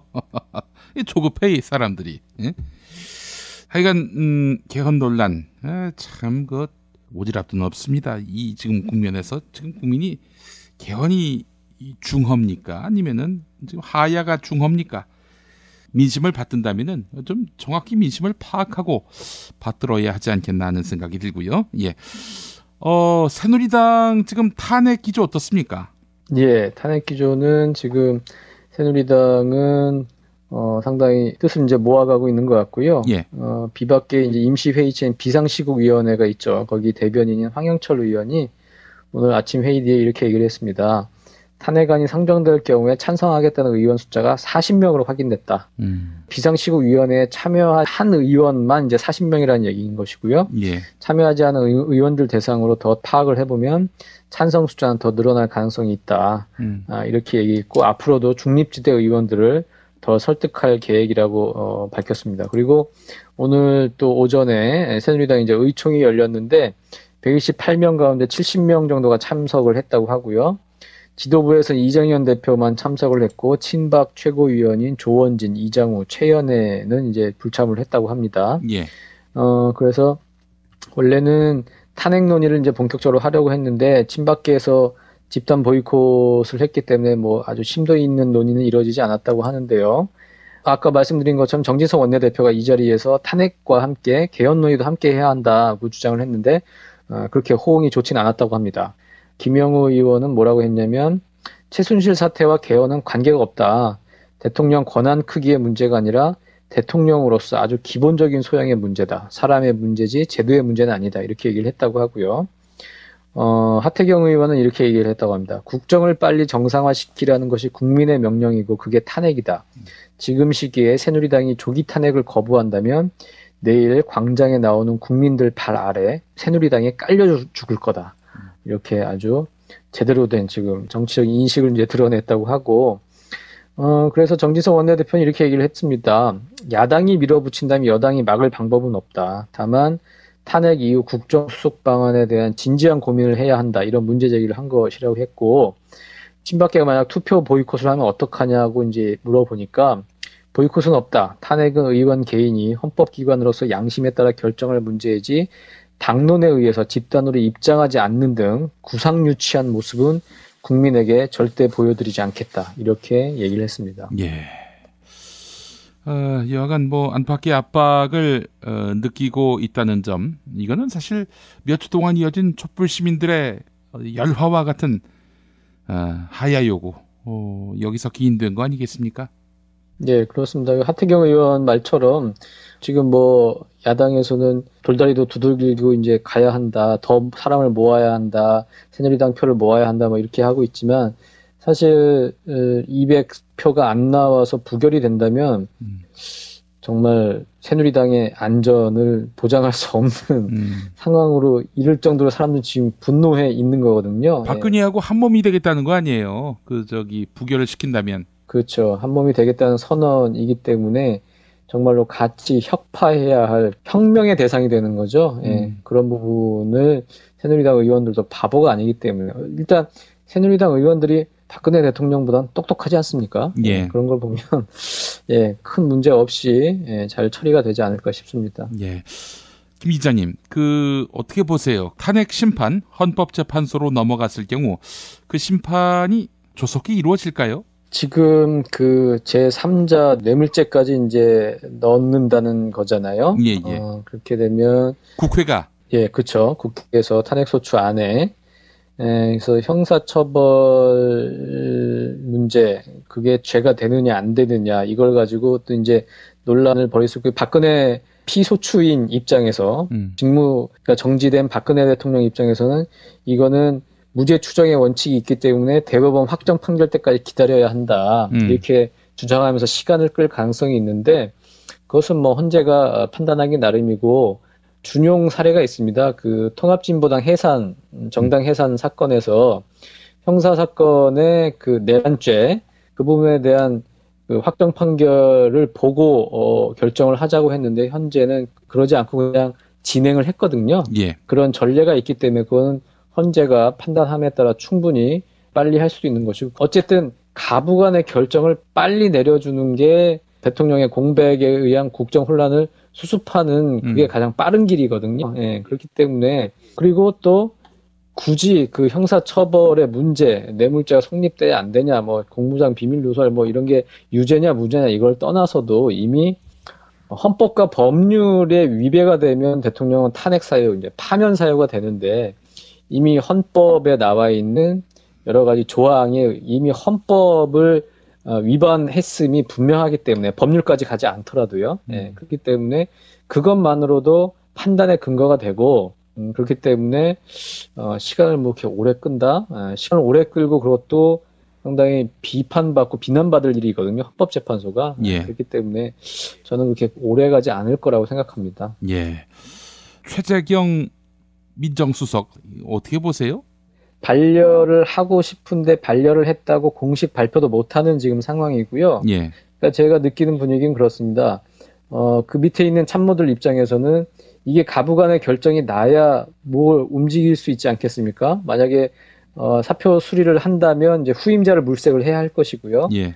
그렇기 때문에 박근혜 대통령이 최대한 빨리 이걸 수리한다 아니면 반려한다, 그 입장을 명확하게 밝혀줘야 하는데 지금 그걸 못 밝히고 있는 거고, 밑에서도 차마 지금 묻질 못하고 있는 거예요. 예.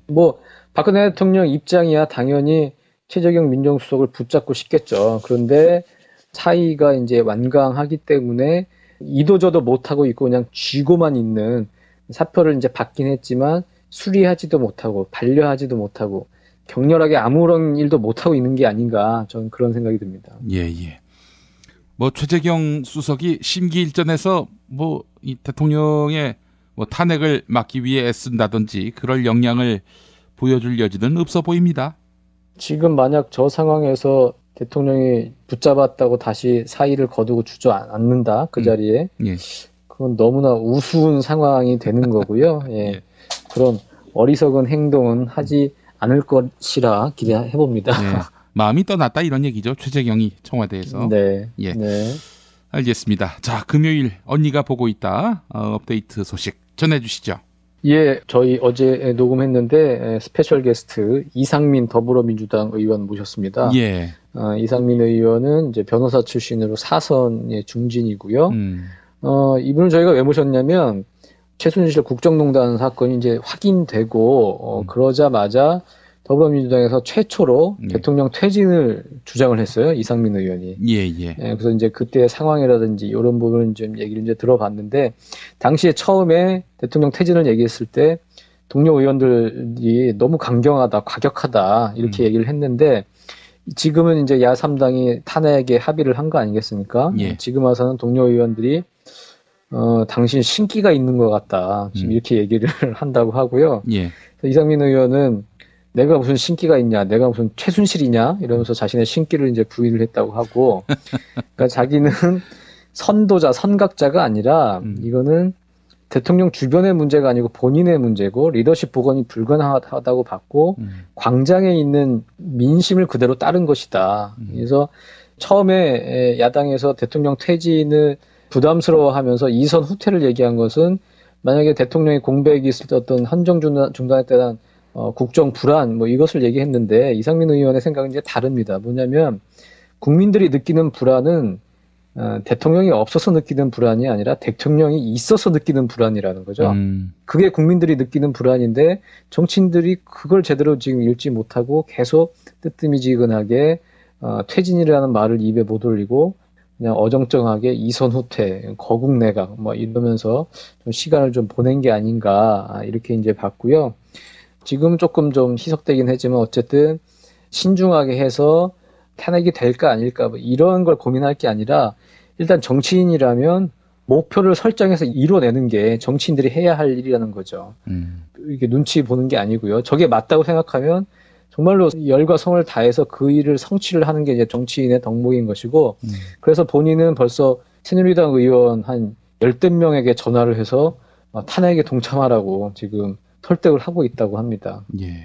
이런 비유도 했는데 당장 이제 대통령이 탄핵이 되면 60일 이내에 대선을 치르게 되는 거 아니겠습니까? 그러니까 예. 60일 안에 시험을 봐야 하는데 공부 못하는 학생들은 갑자기 봐야 하는 시험이 이제 겁이 난다는 거죠. 그러니까 그런 공부 못하는 정치인들이 지금 겁이 나는 것이고 이미 국민들은 그게 겁이 하나도 났질 않는다. 이미 지금 국민들이 담대하게 지금 그렇게 가고 있기 때문에 국민을 믿고 그대로 가다 보면 뭐 탄핵안 통과는 물론 탄핵 심판도 헌재에서 어려움 없이 통과되고 그리고 이런 얘기도 했습니다. 검은 장막 뒤에 괴물이 있다고 생각하면 계속 두렵기만 하다. 근데 한번 제껴보면 아무것도 없다. 그렇기 때문에 우리 가지 않은 일이라고 두려워할 게 아니고 그대로 이게 옳다면 그 길을 가야 한다. 이렇게 매우 격정적으로 강하게 이런 주장을 폈습니다. 예, 민심의 바다에 몸을 던져도 되는 시점 아닙니까? 야당 의원들 좌고우면하지 말고 예, 이상민 의원 법사위원장 지낸 분 아닙니까? 그렇습니다. 예. 예. 민심의 바다에 투신하는 야당의 모습을 기대하면서 자 김태규 기자님 말씀 잘 들었습니다. 예, 감사합니다. 정말 맛있다. 이 말 한마디면 모든 게 설명됩니다. 30년 전통 자연의 이로움을 담은 김치 이담채 김치 1544-4586 1544-4586 술자리 많은 요즘 3차까지 달린 당신을 위한 필수품 전창걸의 새싹 땅콩차 이제 속쓰림은 잊으세요. 070-8635-1288 070-8635-1288 참치의 맛은 좋은 참치가 좌우합니다. 구이동 대양 참치가 그렇습니다. 무한 리필에 더한 무한 감동 직접 경험해보세요. 구이동 대양 참치 02455-8087 3D 실물 피규어 그리고 수공예품을 제작해드리는 전문 쇼핑몰 메이드 바이어스 사진만 보내주세요. 나만의 피규어를 제작해드립니다. madebias.co.kr을 입력하세요. 뉴스가 쉽다. 뉴스가 즐겁다. 뉴스가 알차다. 왜냐고요? 김용민 브리핑이니까요. 일부에서 주장하는 방송 장악은 그것을 할 의도도 전혀 없고 법적으로도 불가능합니다. 우리 공동체가 꼭 알아야 할 뉴스. 여러분의 뉴스 보좌관 김용민이 챙겨드립니다.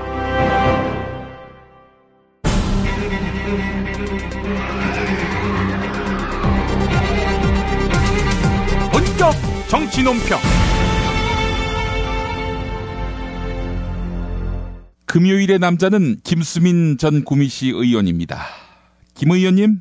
네, 한국시사비평가 동맹 추진위원장 김수민입니다. 아, 그 앞에 해방자 붙이면 안 됩니까? 해방, 민중 이런 걸로 네. 완전히 딱지를 붙이게. 뭐 혁명을 붙여도 상관없을 것 같은데요.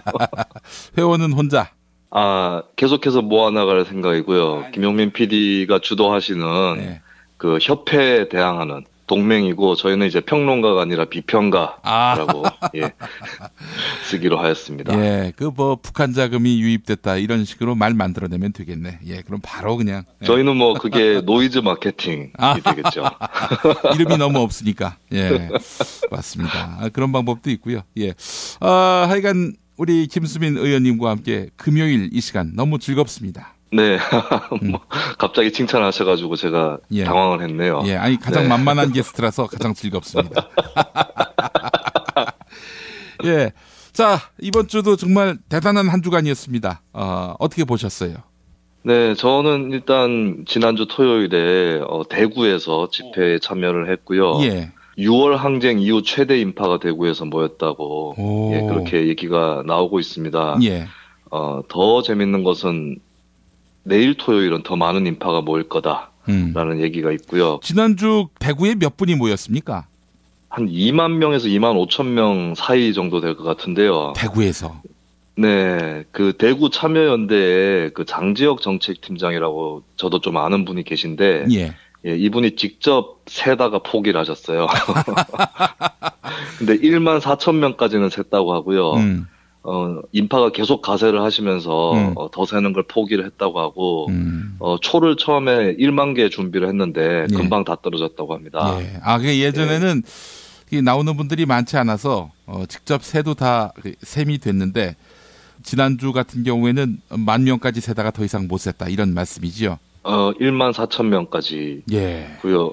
직접 세는 것 자체가 계속 있었던 관례는 아니고요. 예. 예, 그분께서 좀 무리수를 두신 것 같아요. 아마 경찰 추산 때문에 화가 나신 게 아니었을까. 그렇죠. 근데 내일은 또 한 10만 명의 목표라는 그런 얘기까지 들려오고 있습니다. 와, 대구에서 10만 명이 그러면 뭐 진짜 이 정권을 지탱했던 TK의 기반이라고 하는 것이 무너졌다. 이렇게 봐도 무리는 아닐 것 같아요. 네, 그렇습니다. 그리고 박사모가 서울에서 안 돼서 그런지 대구로 집중 집회를 한다고 합니다. 그래서 어느 쪽이 더 많을지, 예, 대구로 집중 집회하는 거하고 전국 곳곳에서 집회를 하는데 대구의 촛불 민심하고 어느 쪽이 더 많은지 이것도 좀 관건인 것 같습니다. 예. 서울에 모인 사람들보다도 대구에서 모인 시민들이 더 많아서 지난주 놀랐던 모양입니다. 그렇습니다. 자, 오늘 어떤 이야기 나눠볼까요? 네, 오늘 제가 준비한 얘기는 비박의 역사와 미래입니다. 비박의 역사와 미래. 비박이 그야말로 제살길을 찾아서 아주 맹렬하게 움직였던 지난 한 주간 아니었습니까? 예, 그렇습니다. 여기서 비박이라고 하면은 흔히 떠올리듯이 비박근혜라는 의미가 있는데 조금 더 궁극적으로는 비박정희라는 뜻도 있습니다. 그 박근혜 정권이 추진하는 역점 사업으로 역사교과서 국정화가 있습니다. 참 혹시 그 인터넷에 옛날에 돌았던 국정 역사교과서 가상 표지 보셨습니까? 예, 맞습니다. 기억납니다. 얼마 전에 돈 건데. 예. 그렇게까지 퍼질 줄 몰랐는데 사실 제가 만들었습니다. 그래요? 제가 말씀드리는 게 옛날 국사교과서 표지 위에다가 팔선녀를 붙여놓은 겁니다. 예, 제가 포토샵을 잘 못하는데 이게 대단히 저퀄이에요. 근데 이 팔선녀를 보고 잠깐 속아가지고 가슴이 철렁하셨다 이런 분들이 좀 계시더라고요. 예. 만든 사람이 저라는 것을 고백을 하고요. 네. 아무튼 또 국정교과서도 최근에 뜨거운 이슈라서 안이 곧 공개가 된다는데 그 중에서 1948년 8월 15일 이걸 건국절로 보는 게 최대 쟁점이죠. 이게 뭐 사실은 결국 이승만 국부론이라고 볼 수가 있겠는데 제가 글을 하나 읽어드리도록 하겠습니다. 이승만 노인의 눈 어두운 독재와 부패한 자유당 관권 중심의 해방 귀족들이 도량하여 민족의 장래는 어두워만 갔다. 네, 이승만에 대한 신랄한 평가인데요. 이걸 쓴 사람이 누군지 아십니까? 누가 썼어요? 예, 박정희가 쓴 글입니다. 어이구. 네. 그렇다면 그 박정희 딸인 박근혜가 굳이 이승만 국부론을 받쳐주는 48년 건국절론을 펴는가? 박정희의 친일 행위를 가리기 위해 48년을 건국으로 보고 이전에 나라가 없었던 걸로 치는 게 아닌가 이런 의심들을 많이 하시는데요. 사실은 48년을 건국 시점으로 보더라도 백보양보에서 그렇더라도 친일 과거사를 합리화할 수는 없습니다. 예. 사실 몽양여 운영 선생 또 독립운동단체 결성할 때 이름이 건국동맹이었고 해방 직후에도 건국준비위원회를 만들고요. 김대중 정권도 사실 1948년도를 건국년도로 보고 기념사업을 한 적이 있습니다. 저는 건국절이란 개념 자체를 부정하는 쪽이긴 한데요. 나라를 세우는데 특히 식민지 경험을 거쳐서 독립국가를 세우는데 명확한 시점이 있을 수는 없기 때문에 하지만 48년도를 건국 시점으로 보더라도 그 자체로는 친일 역사 정당화를 할 수가 없다.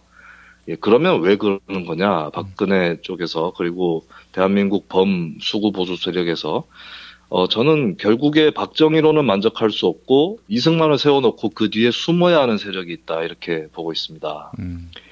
이승만 띄우는 세력들 이분들한테 발견되는 특이한 역사관이 5.16 직후의 박정희 군사정부의 경제정책 초창기에 특히 돈 많은 사람들 불러다가 좀 때려다듯이 하던 이런 정책에 대해서 좀 비판적이란 건데요. 반면에 얼마 뒤에 기업인들이 정경련을 만들고 박정희한테 존중받는 거 여기에는 큰 의미를 부여합니다. 이거는 박정희 사관이라기보다는 이병철 사관이라고 해야 될 것 같고요. 실제로 이병철은 재벌이 박정희 정권을 통해서 급성장을 했지만 군인 출신이 박정희한테 들들 볶인 경험 때문에 박정희에 대해서 좀 체질적인 거부감이 있었죠. 예. 네. 최근에 또 정유라 특혜 관련해서 또 거론되는 이화여대 류철균 교수. 필명이 이인화하고 인간의 길이라는 소설을 써서 박정희를 또 미화했다는 그런 비판을 많이 받았었죠. 여기 나오는 주요 인물이 허정훈이라는 인물이 있고요. 이 인물은 박정희를 의미합니다. 그리고 또 하나의 주인공이 유건희입니다. 이름 자체가 한국 자본주의적인, 네. 이게 결국에 박정희 사관과 이병철 사관의 분리를 암시를 하는데. 이병철 사관까지. 네. 유건희, 이런 인물이 이제 박정희하고는 또 분리되는 어떤 캐릭터로서 또 다른 어떤 역사의 맥을 암시를 하는 거죠. 그런 의미에서 어떻게 보면 친박정희 세력과 비박정희 세력이 처음부터 좀 나뉘어져 있던 건 아닐까 이런 생각도 해봅니다. 그리고 예를 들어서 조선일보. 이 조선일보의 방씨 가문이 박정희를 진심으로 존경했을까 이것도 한번 생각을 해볼 만한데요. 예, 방우영 전 조선일보 명예회장이 1995년 9월 회사 사보에 이런 글을 쓴 적이 있습니다. 박정희 대통령은 시종일관 언론을 회유, 위협, 탄압하고 집권 말기 천하의 악법인 긴급조치 9호를 발표, 영구 집권을 획책하다 비참한 최후를 맞았다. 네, 이렇게 씁니다. 조선일보 방우영 전 회장이 예, 그런 글을 1995년에 쓴 적이 있는데요. 생각을 한번 해보면 삼성 이병철이든 조선일보 방씨 집안이든 엄청난 자존심, 오만함을 갖고 있는 사람들입니다. 이 사람들이 과연 박정희에게 억하심정이 없을까? 박정희의 하위 파트너로 만족할까? 이걸 생각해 볼 수 있는 거죠. 예, 이런 이들이 바로 수구 보수 세력에서 비박 계열을 형성할 수밖에 없는 것이겠고요. 대신에 이들이 박정희 말고 또 하나의 어떤 역사적 마스코트를 세울 수가 좀 없는 형편이었습니다. 일단 다들 부패 전력이 많아서 힘든 게 있고 재벌 기업이나 족벌 언론들도 다들 라이벌 관계라서 누구 하나를 세우면 다른 누군가가 또 반발하게 되는 그런 딜레마가 있죠. 그래서 이 계열에게 논리를 제공하는 자들이 택한 것이 바로 이승만 인사입니다. 이렇게 보고 있습니다. 예. 대한민국 초대 대통령이다. 이걸 등에 업고 역사적 뒤집기를 노리겠다는 거고 박근혜가 여기에 동조한 것은 결국 친박과 비박의 제휴가 아닌가. 저는 그렇게 봅니다. 예. 원래 친박 입장에서는 박정희를 사실상의 국부로 보고 싶을 겁니다. 그런데 박근혜도 2002년도에 잠깐 한국미래연합 따로 창당했을 때 쓴맛을 봤듯이 자기 독자 세력만으로는 되지 않는 거고 이승만을 추앙하는 또 다른 세력들과 힘을 합쳐서 하나를 이뤄야 하는 거겠고요. 비박은 비박대로 또 홀로 서기가 어려웠습니다.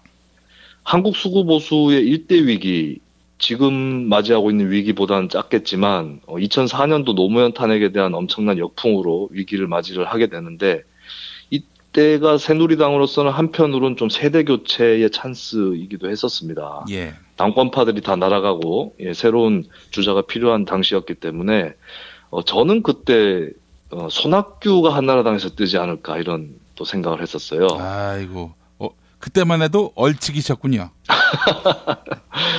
제가 얼치기가 아니라 손학규 씨가 좀 문제가 있는 것 같습니다.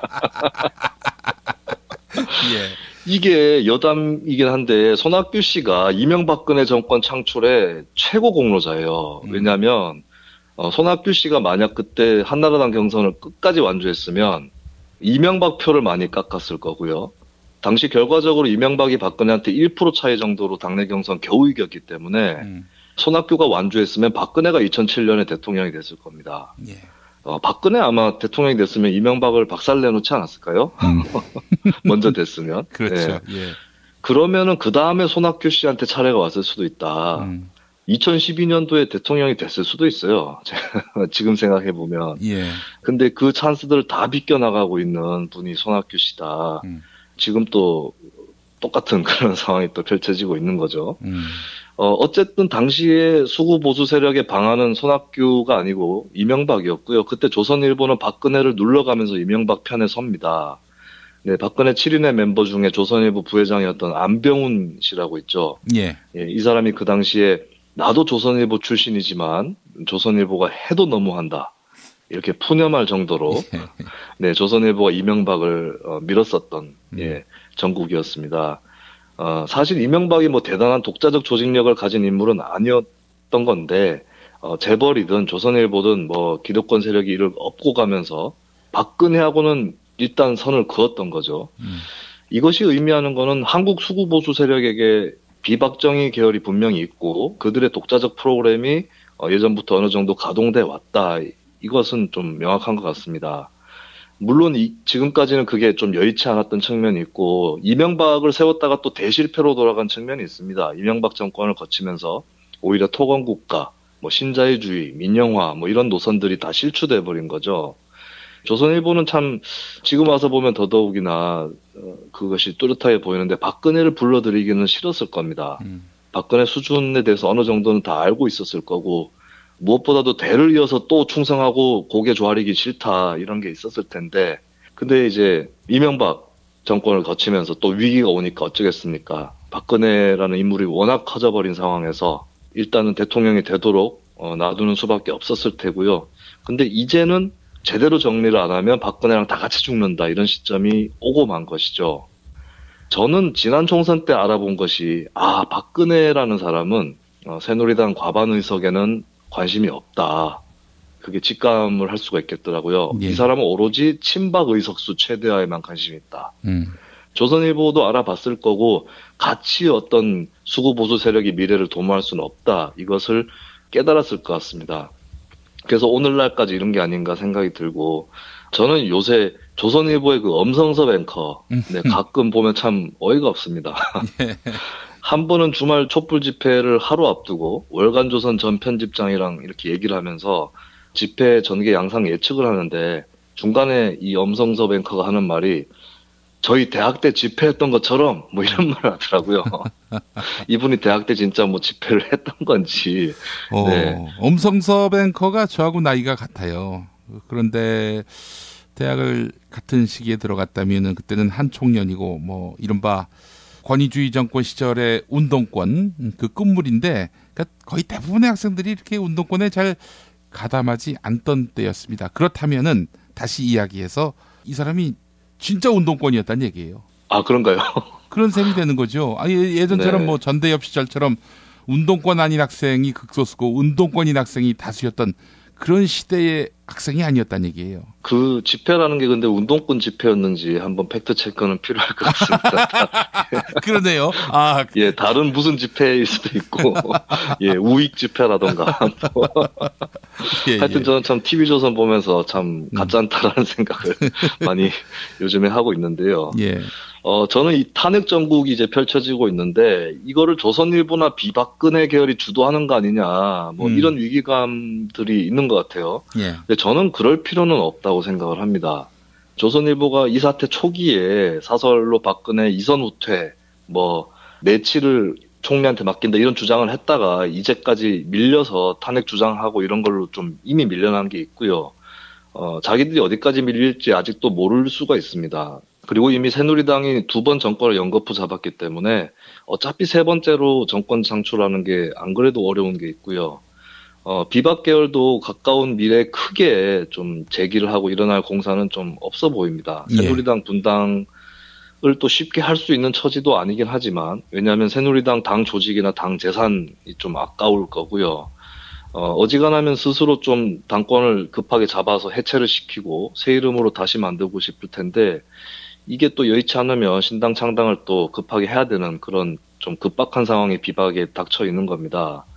자기들이 살기 위해서 급한 거기 때문에 너무 심각하게 걱정할 필요는 없다라고 생각을 하고요. 예. 저는 이 비박 계열이 차기 대선에도 출마를 안 하는 게 좋을 정도로 당분간은 좀 이렇게 찌그러져 있는 게 좋은 그런 상황이라고 저는 생각을 하기 때문에 탄핵 정국에 대해서 찜찜해할 필요는 없다. 이게 다 국민들이 만든 촛불의 성과라고 분명히 확인을 했으면 좋겠습니다. 그 탄핵 과정에 대해서는 뭐 만약에 탄핵 소추안이 국회에서 부결이 된다. 그러면 국회가 박살이 나는 거고요. 헌법재판소에서 기각된다. 저는 헌법재판관이 설령 새로 선임이 안 돼서 나중에 7명만 남는다 해도 인용 판결을 내릴 확률이 높다고 보고요. 그렇게 안 되면 또 헌재가 아작나는 거겠죠. 그래서 앞으로 고비고비해서 어떻게 되든지 촛불 시민들 입장에서는 그럴 때마다 길이 있는 겁니다. 반면에 새누리당 비박계, 조선일보 이쪽은 국회나 헌재의 결정이 바람직하지 않을 때마다 우리한테 죽는 거죠. 재물이 될 수가 있습니다.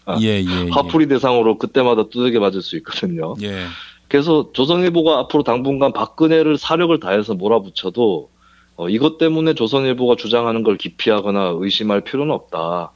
또 비박이 친박을 제압하는 게 또 아직 그렇게 쉬운 일만은 아닙니다. 그래서 야당이나 이쪽을 때리더라도 그게 내부에서의 어떤 선명성 경쟁이라든가 이런 것 때문에 때리는 측면이 더 크기 때문에, 그래서 저는 앞으로 범새누리당 내의 주도권 다툼을 가지고 정권한테 혹시 뭐가 튀지 않을까 이런 걱정은 너무 할 필요는 없다고 생각을 합니다.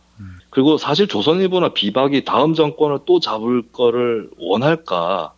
정권을 안 잡아야 좀 먼 이야기들 막 떠들 수가 있는 거고, 그 알리바이 속에서 또 명분을 축적할 수가 있는 거니까요. 저는 정권이 교체될 경우에 어떤 김대중 노무현 정부를 뛰어넘는 노력을 하지 않으면 이제 비박 계열이 다시 반사이득을 잡고 정권을 잡으려고 하는 그런 시도가 더 이렇게 뚜렷해진다고 볼 수가 있겠습니다. 그래서 탄핵 정국에 숨어 있을지 모르는 함정보다 그 이후에 정권 교체 이후에 국정 운영을 미리 좀 짚어보고 걱정하는 것이 더 현명한 처사다. 이런 생각을 하고요. 정권이 교체된 다음에 잘못하는 것들, 실수하는 것들이 다 비박 세력들의 먹이가 될 거기 때문에 그래서 오히려 그런 쪽으로 좀 걱정을 하는 것이 더 좋을 거라고 생각을 합니다. 여하간 지금의 비박 계열, 4.19 이후에 최대 몸부림을 치는 것일 뿐이니까요. 현재 탄핵 정국에 대해서 쫄지마! 입니다. 명쾌합니다. 하여간 비박이 지금 설칠 때는 아니고요. 어제 아주 재밌는 풍경이 있었는데, 제가 오늘 일부 오프닝에서도 언급했습니다만은, 제가 나온 학교가, 용인에 있는 강남대인데요. 강남대에 남경필 지사가 와서 이제 특강을 했는데, 뭐 한 30명도 안 되는 학생이 그 넓은 강당에 그냥 앉아 있었고, 또 입구에서는 아마 그 앉아 있는 학생보다도 더 많은 수의 학생들일 것 같습니다만은 남경필 공범 아닌가, 이런 종이 팻말을 든 학생들이 남지사를 환영했습니다. 네, 이 비박 계열들이 뭐 몇 달 동안 어떤 노력을 해서 현재의 전세를 뒤집거나 혹은 졸지에 어떤 수혜자가 된다거나 이런 시나리오는 좀 가정하기 어려운 것이 사실이죠. 그래서 그들로서는 모든 노력을 다해서 과거를 털고 가야 되는 거기 때문에 그래서 그들이 지금 전국의 주도권을 잡을 수 있다, 이런 걱정은 좀 너무 기우인 것 같습니다. 야당 한번 해야지. 그 9년 동안 이렇게 똥을 싸질렀으면은 한번 좀 책임을 져야 되는 거 아니겠습니까? 아무 일도 없다는 듯이 또 짚고 난다는 것은 이 국민을 우습게 하는 거죠. 그렇습니다. 이 한국도 10년 주기로 정권이 교체되는 그런 경향이 있기 때문에 어차피 새누리당 쪽에서도 야당을 할 준비가 돼 있는 사람도 있을 거고요. 저는 이제 아무래도 현재도 많이 드러나 있지만 유승민, 남경필 뭐 이런 사람들이 비박 계열의 어떤 차기 주자가 될 것 같은데 어차피 이번 대선은 어려운 거기 때문에 야당할 준비는 아마 돼 있었던 게 아닌가 그런 생각을 갖고 있습니다. 예, 뭐 야당돼도 별일 없을 거라는 믿음도 있는 거 아니겠어요? 예, 그렇습니다. 알겠습니다. 김수민 의원님 감사하고요. 내일 대구에서 고생해 주십시오. 어쨌든 내일 정말 박사모를 협곡에 가둬놓고 총공세를 퍼부어서 또 시원한 한판 승부를 해보도록 하겠습니다. 기대하겠습니다. 고맙습니다. 예, 감사합니다. 어머님, 아버님, 오래오래 건강하세요. 개업 축하합니다. 온세다 잠드소서. 결혼을 축하합니다. 형부, 우리 언니 반품은 안 됩니다. 차장 승진하신 주과장님, 주차장 되신 거 축하해요. 우리 같이 산 게 벌써 7년이나 됐네. 썩 짜릿했던 시간이었어. 태어나서 처음으로 여자에게 보내는 꽃이야. 너랑 닮은 꽃. 생일 축하해. 사랑과 축하. 위로가 있는 곳에 좋은 사람과 플라워. 1566-0263 1566-0263입니다. 생활인을 위한 꿀팁. 집 두 채에 월 10,000원 화재보험 카페. 화재 배상, 심지어 도난 피해까지. 여기에 더해 가전제품 고장 수리비까지. 우와, 우리 집 말고 부모님 집까지 두 집에 월 10,000원이라고요? 식당, 노래방, 임용실 같은 상가와 숙박업소, 사무실, 공장, 창고, 목조주택까지 모든 업종의 화재보험과 배상 책임보험도 상담해드립니다. 02849-9730 연중무휴라 언제든 02849-9730. 지금처럼 사는 게 싫습니까? 전복을 원하십니까? 그렇다면 와우 전복을 드십시오. 와우! 전복을 먹으면 입맛 잃고 무기력했던 삶이 전복되고 시름시름하던 몸 상태가 전복됩니다. 답답하십니까? 전복하세요. 100% 완도에서 잡은 전복 중에 전복. 와우 전복. 한 번 맛보면 또 찾게 되는 와우 전복. 네이버에서 와우 전복, 전화번호는 010-2443-0818. 김용민 브리핑 애청자 여러분 안녕하세요. 정통 포르투갈 에그타르트 전문점 타르트팜 킨텍스점입니다. 요즘같이 입맛 떨어지는 비상식의 시절, 그럼에도 불구하고 우린 살아가야 하지 않겠습니까? 자, 드셔본 분들은 감탄사를 연발하는 기가 막히게 맛있는 에그타르트로 기분 전환해보세요. 일산 전 지역 배달 가능, 100개 이상 단체 주문은 수도권까지 배송 가능합니다. 검색창에 타르트팜 킨텍스점 031-923-2995. 6살 하늘이 밥을 잘 안 먹어요. 그런데 이때 택배입니다. 연지연 곰탕이 배달됐어요. 직접 도끼로 팬 장작불 위에 한우 사골과 도가니를 가마솥에 한가득 넣고 24시간 끓인 진구. 연지연 곰탕이 하늘이 입에 들어가는 순간, 아, 맛있다. 엄마 한 그릇 더 주세요. 조미료 같은 첨가물이 전혀 들어가지 않아 엄마의 기쁨은 더하답니다. 7팩 이상 무료 배송합니다. 주문 전화는 010-7252-1114 010-7252-1114. 오늘을 읽는 책, 문학평론가인 국민대학교 국문학과 정선태 교수와 함께합니다. 정선태 교수님과 함께하겠습니다. 교수님. 네, 안녕하세요. 예, 금요일입니다. 한 주가 어떻게 지났는지 모르겠어요. 네, 깜빡할 사이 가버렸습니다. 예. 자, 오늘은 시가 있는 금요일. 어떤 시 오늘 소개해 주시겠습니까?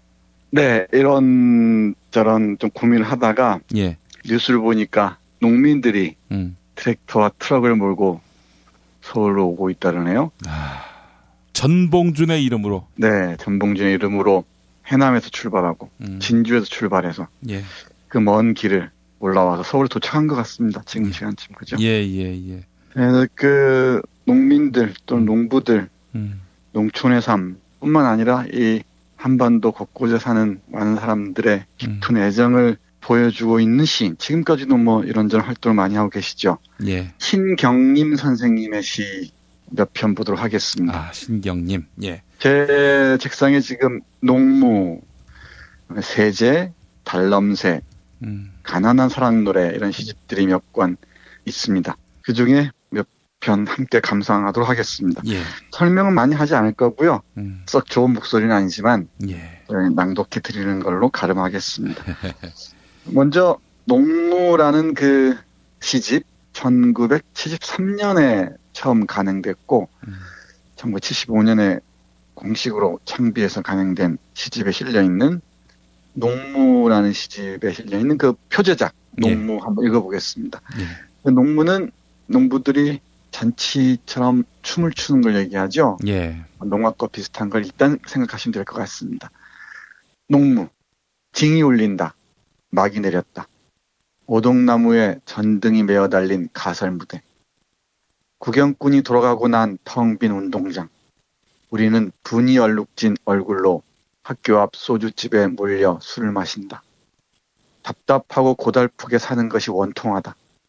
꽹과리를 앞장 세워 장거리로 나서면 따라붙어 악을 쓰는 건 쪼무레기들 뿐. 처녀애들은 기름집 담벽에 붙어서서 철없이 킬킬대는구나. 보름달은 밝아 어떤 녀석은 꺽정이처럼 울부짖고 또 어떤 녀석은 서림이처럼 헤헤대지만 이까지 산 구석에 처박혀 발버둥 친들 무엇하랴. 비료값도 안 나오는 농사 따위야 아예 여편네에게나 맡겨두고 쇠전을 거쳐 도수장 앞에 와 돌 때 우리는 점점 신명이 난다. 한 다리를 들고 날라리를 불거나 고개짓을 하고 어깨를 흔들거나 이렇게 끝나는 시입니다. 그 농촌이 요즘 거의 괴멸 상태에 놓여 있습니다. 근데 많은 사람들이 얘기하듯이 농촌을 하나의 경제적인 가치로만 접근하면은 정말 많은 걸 놓치는 것 같아요. 생태적인 문제들, 그리고 이 환경적인 문제, 그리고 이 문화적인 것들을 다 오롯이 간직하고 있는 게 이 농촌인데, 그 농촌을 이렇게 홀대한 결과가 어떨지 아득합니다. 여기 보면은 농악을 울리면서 그 시골 학교에서 열린 그 공연이었던 모양이죠. 그러고 난 다음에 소주집에 술 한잔 마시고 또 그 장터를 돌면서 인꺽정이처럼 또 서림이처럼 이렇게 발부둥 쳐보기도 하고, 하지만 비료값도 안 나온 농사 때문에 힘들어하면서도 춤을 잃지 않는, 신명 잃지 않는 농부들의 모습을 선하게 볼 수 있는 시입니다. 이 농무의 3편 더 보겠습니다. 1985년에 간행된 달넘새라는 시집에 실려있는 시입니다. 북으로 간 친구라는 그 시편인데요. 신경님 선생은 분단 문제에 대해서도 많은 관심을 기울였습니다. 지금 여러 가지로 한일 군사보호협정이니 뭐니 해서 남북관계가 참 엉망진창으로 흘러가고 있는 것 같은데, 이 북한 문제는 통일이라는 그런 단순한 사고가 아니라 우리 남한의 활로를 여는, 숨통을 여는 과정으로서 함께 사는 방법을 고민해야 할 대상이죠. 그러면 신경준 선생이 쓴 이 북으로 간 친구라는 시 읽어보겠습니다. 우리는 사이 좋은 친구였다. 골마루에서 벌도 같이 서고 깃들이에서 메뚜기도 함께 잡았다. 그러다가 우리는 싸웠구나. 핥히고 꼬집고 깨물면서 힘센 아이들의 시세움 때문에, 큰 아이들의 꼬드김 때문에 우리는 물어뜯고 발길질하고 서로 부단고 뒹굴었구나. 입과 코에서 피를 흘리고 눈과 귀가 찢어져 도깨비 춤추었구나. 크고 힘센 아이들의 이간질에 넘어가 꼬임수에 빠져서 아우성에 넋이 나가 눈에 핏발 세우고 입 뿌두둑 갈았구나. 힘센 아이들한테 주머니 세간 바치고 발길질을 배우고 주먹질을 배웠구나. 새꼬챙이에 얻어 품속에 감췄구나. 고삿해서 모퉁이에서 바위 너설에서 마주치면 찌르고 핥히었구나. 숫돌의 벽돌짝에 새꼬챙이 갈았구나. 그리고는 우리는 헤어졌다. 너는 북으로, 나는 남으로. 전쟁에 쫓겨서 죽음을 피해서. 새꼬챙이 대신 어느새 우리 손에는 총과 칼이 쥐어져 있구나. 주먹으로 치고 발길로 차는 대신 피를 흘리고 싸웠구나. 쏘고 찌르고 죽였구나. 크고 힘센 아이들의 으름장에 속아서 음흉하고 욕심 많은 아이들 용심 때문에 우리는 의 좋은 친구였는데 땅끝 하늘 끝까지 같이 가자던 친구였는데 이빨 뿌두둑 갈며 노려보고 서 있었구나. 친구의 피로 얼룩진 부끄러운 주먹 휘두르며 날뛰었구나. 앞곤두 뒷곤두에 외발 걸음으로 설쳤구나. 이승저승 험한 고개도 함께 넘자던 친구였는데 죽살이라 돌밭길도 발맞추어 넘자던 친구였는데 크고 힘센 아이들의 눈웃음에 넘어가 아우성 손뼉 소리에 얼마저 빼앗겨. 가진 것 모두 내주었구나. 우리 것 모두 빼앗겼구나. 발길질에 주먹질 총질에 칼질만 배웠구나. 그러는 사이 30년이 갔구나. 40년이 갔구나. 이제는 서로 눈에 눈물 그득 담고 바라보고 서 있구나. 그리운 이름 소리쳐 부르는구나. 힘센 아이들한테 얻은 새꼬챙이 버리는구나. 주머니 세간 받치고 배운 발길질을 주먹질을 버리는구나. 몸에 밴 것, 몸에 걸친 것, 그 모든 더러운 것들을 팽개치는구나. 손에 얼룩진 피, 서로의 입김을 닦는구나. 찢어지고 깨어진 눈과 귀에 입 맞추는구나. 부러지고 꺾어진 머리에 뼈에 입 맞추는구나. 우리는 사이좋은 친구였다. 따지기 때 풀개떡도 나눠 먹고 장맞이나 도랑뒤짐도 함께했다. 그러다가 우리는 싸웠구나. 크고 힘센 아이들의 시세움 때문에 크고 힘센 나라들의 장난질에 넘어가. 네, 이런 좀 긴 시지만 어렵지 않게 이해할 수 있을 것 같습니다. 남과 북이 당연히 사이좋은 친구였죠.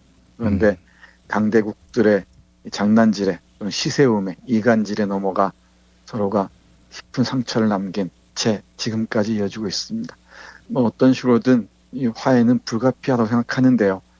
우리가 살아나갈 수 있는 방법, 또 미래 세대가 대륙적 상상력을 확보할 수 있는 가능성을 열기 위해서라도 신경희 선생이 얘기하는 이 남북 간의 화해는 우리가 피할 수 없는 과제인 것 같습니다. 예, 참 이게 시어들이 팔팔 살아있다 이런 느낌이 듭니다. 아, 맞습니다. 정확합니다. 신경희 선생 시어들은 정말 뭐 팔팔 살아 숨쉬는 살아있는 언어들입니다. 이게 또 민요와 관련이 있어서 언어학적으로도 상당히 소중한 보물창고 같은 시집들입니다.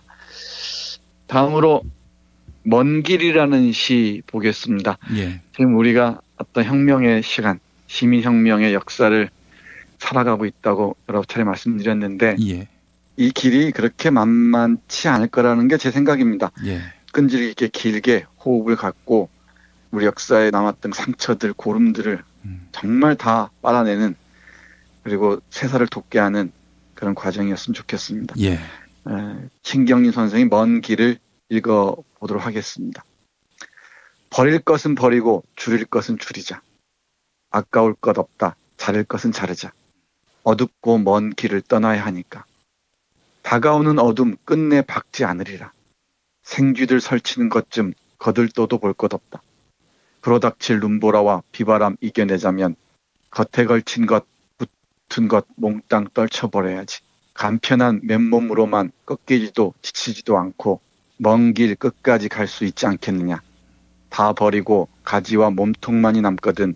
그래 나서자 젊은 나무들아. 오직 맨몸으로 단단한 맨몸으로 외롭고 험한 밤길을 가기 위해서. 네, 1993년에 간행된 쓰러진 자의 꿈이라는 시집에 실려있는 이 먼 길입니다. 예. 뭐 새벽이 빛이 어떤 시해처럼 우리에게 다가오진 않을 겁니다. 예. 싸워서 얻어야 할 것들이죠. 예. 어느 날 한 방에 우리에게 선물처럼 다가오지는 않을 겁니다. 네, 이 먼 길과 함께 또 제가 한 편 더 함께 감상하고 싶은 시가 있습니다. 예. 짤막한 시인데요, 비교적. 이거 역시 그 쓰러진 꿈이라는 시집에 실려 있는 시입니다. 빛이라는 시입니다. 예. 쓰러질 것은 쓰러져야 한다. 무너질 것은 무너지고 뽑힐 것은 뽑혀야 한다. 그리하여 빈 들판을 어둠만이 덮을 때, 몇 날이고 몇 밤이고 죽음만이 머무를 때 비로소 보게 되리라. 들판 끝을 붉게 물들이는 빛을. 절망의 끝에서 불끈 솟는 높고 큰 힘을. 이렇게 끝나는 아주 힘 있는 시입니다. 이 빛이 금방 먼 길의 끝에서 절망의 저 시면에서 우리가 발견하게 될 그 빛이 바로 그 빛이 아닌가 싶습니다. 들판 끝을 붉게 물들이는 빛, 절망의 끝에서 불끈 솟는 높고 큰 힘, 그 힘을 보기 위해서 내일 광화문, 종로, 을지로까지 서울역 광장까지 가득 메울 수 있었으면 좋겠습니다. 예. 그리고 우리가 11월 혁명을 함께 했다는 뿌듯한 느낌을 우리 모두가 공유했으면 좋겠습니다. 예. 내일 한 150만에서 200만 나오면은 뭐 정권이 백기를 들지 않고서는 이게 뭐 감당하기 힘들지 않겠는가 이렇게 생각이 됩니다만은 하여간 교수님 현장에 나오실 테고요. 어디 계실 겁니까? 대한문 쪽에서 제가 우리 동네에서 함께 나가는 사람들과 함께 있을 것 같습니다. 저번에도 그랬었고요. 거기서 이제 이 광화문 쪽으로 가고 종로 쪽으로 가서 쭉 둘러볼 생각입니다. 네, 여기 아쉬워서 우리 신경민 선생 좋은 시들이 아주 많은데 한 편만 더 읽어드리겠습니다. 이 시는 외우셔도 참 좋을 겁니다.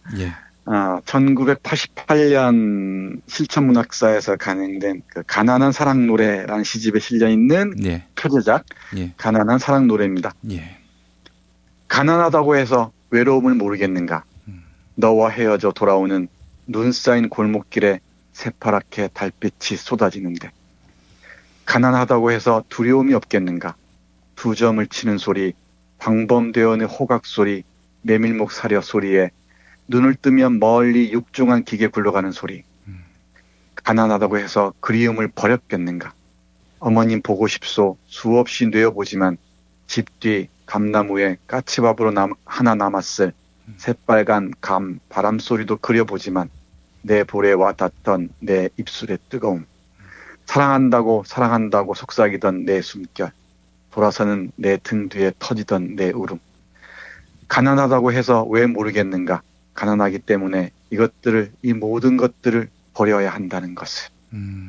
절창입니다. 가난해도 외로움, 그리움, 두려움 뭐 다 있겠죠. 가난 때문에 이런 가장 그 기본적인 감성마저도 제대로 드러내지 못하는 안타까움들을 그린 정말 많은 사람들이 사랑하는 시이기도 합니다. 이 외에도 신경민 선생의 시들은 어디를 펴도 정말 따뜻하고 깊이 있는 그런 울림들을 담은 시들을 찾을 수가 있습니다. 네. 가난하다고 정의를 모르겠습니까? 물론. 이 모든 사람들이 공평하게 모든 그리움과 외로움을 다 함께 발산하면서 새로운 세상을 함께 맞이했으면 좋겠습니다. 내일 광장에서 뵙겠습니다. 교수님. 네, 내일 뵙겠습니다. 고맙습니다. 서로 돕고 이끌어주는 문자당. 문자당이 문자당 샵을 열었어요. 중소상공인과 농업 생산자들을 위한 큰 장터. 아니 몇 개라고 그랬어? 2개, 3개. 남았으니까 그냥 서비스 하나, 하나는 공짜. 농민회와 여성연대 같은 사회단체들이 추천하고 문자당이 엄정하게 검증한 상품과 서비스를 온라인으로 판매해서 수익금의 일부는 각 단체에 기부하는 장. 협동, 자조, 상생회, 진보 열린 장터, 문자샵. 포털이나 SNS에서 문자당을 검색하세요. 대한민국 최초, 아니 은하계 최초의 잡놈 평전. 김어준 평전. 무식하지만 의리 만빵의 엄마. 노골적인 인종차별의 격분에 개싸움을 벌인 이탈리아 현지인. 한겨울 침낭 안에서 인류애적인 사랑을 나눈 유럽 여성, 그리고 전대미문의 사기꾼 MB까지. 김어준의 학교에는 참 많은 선생님이 있었죠.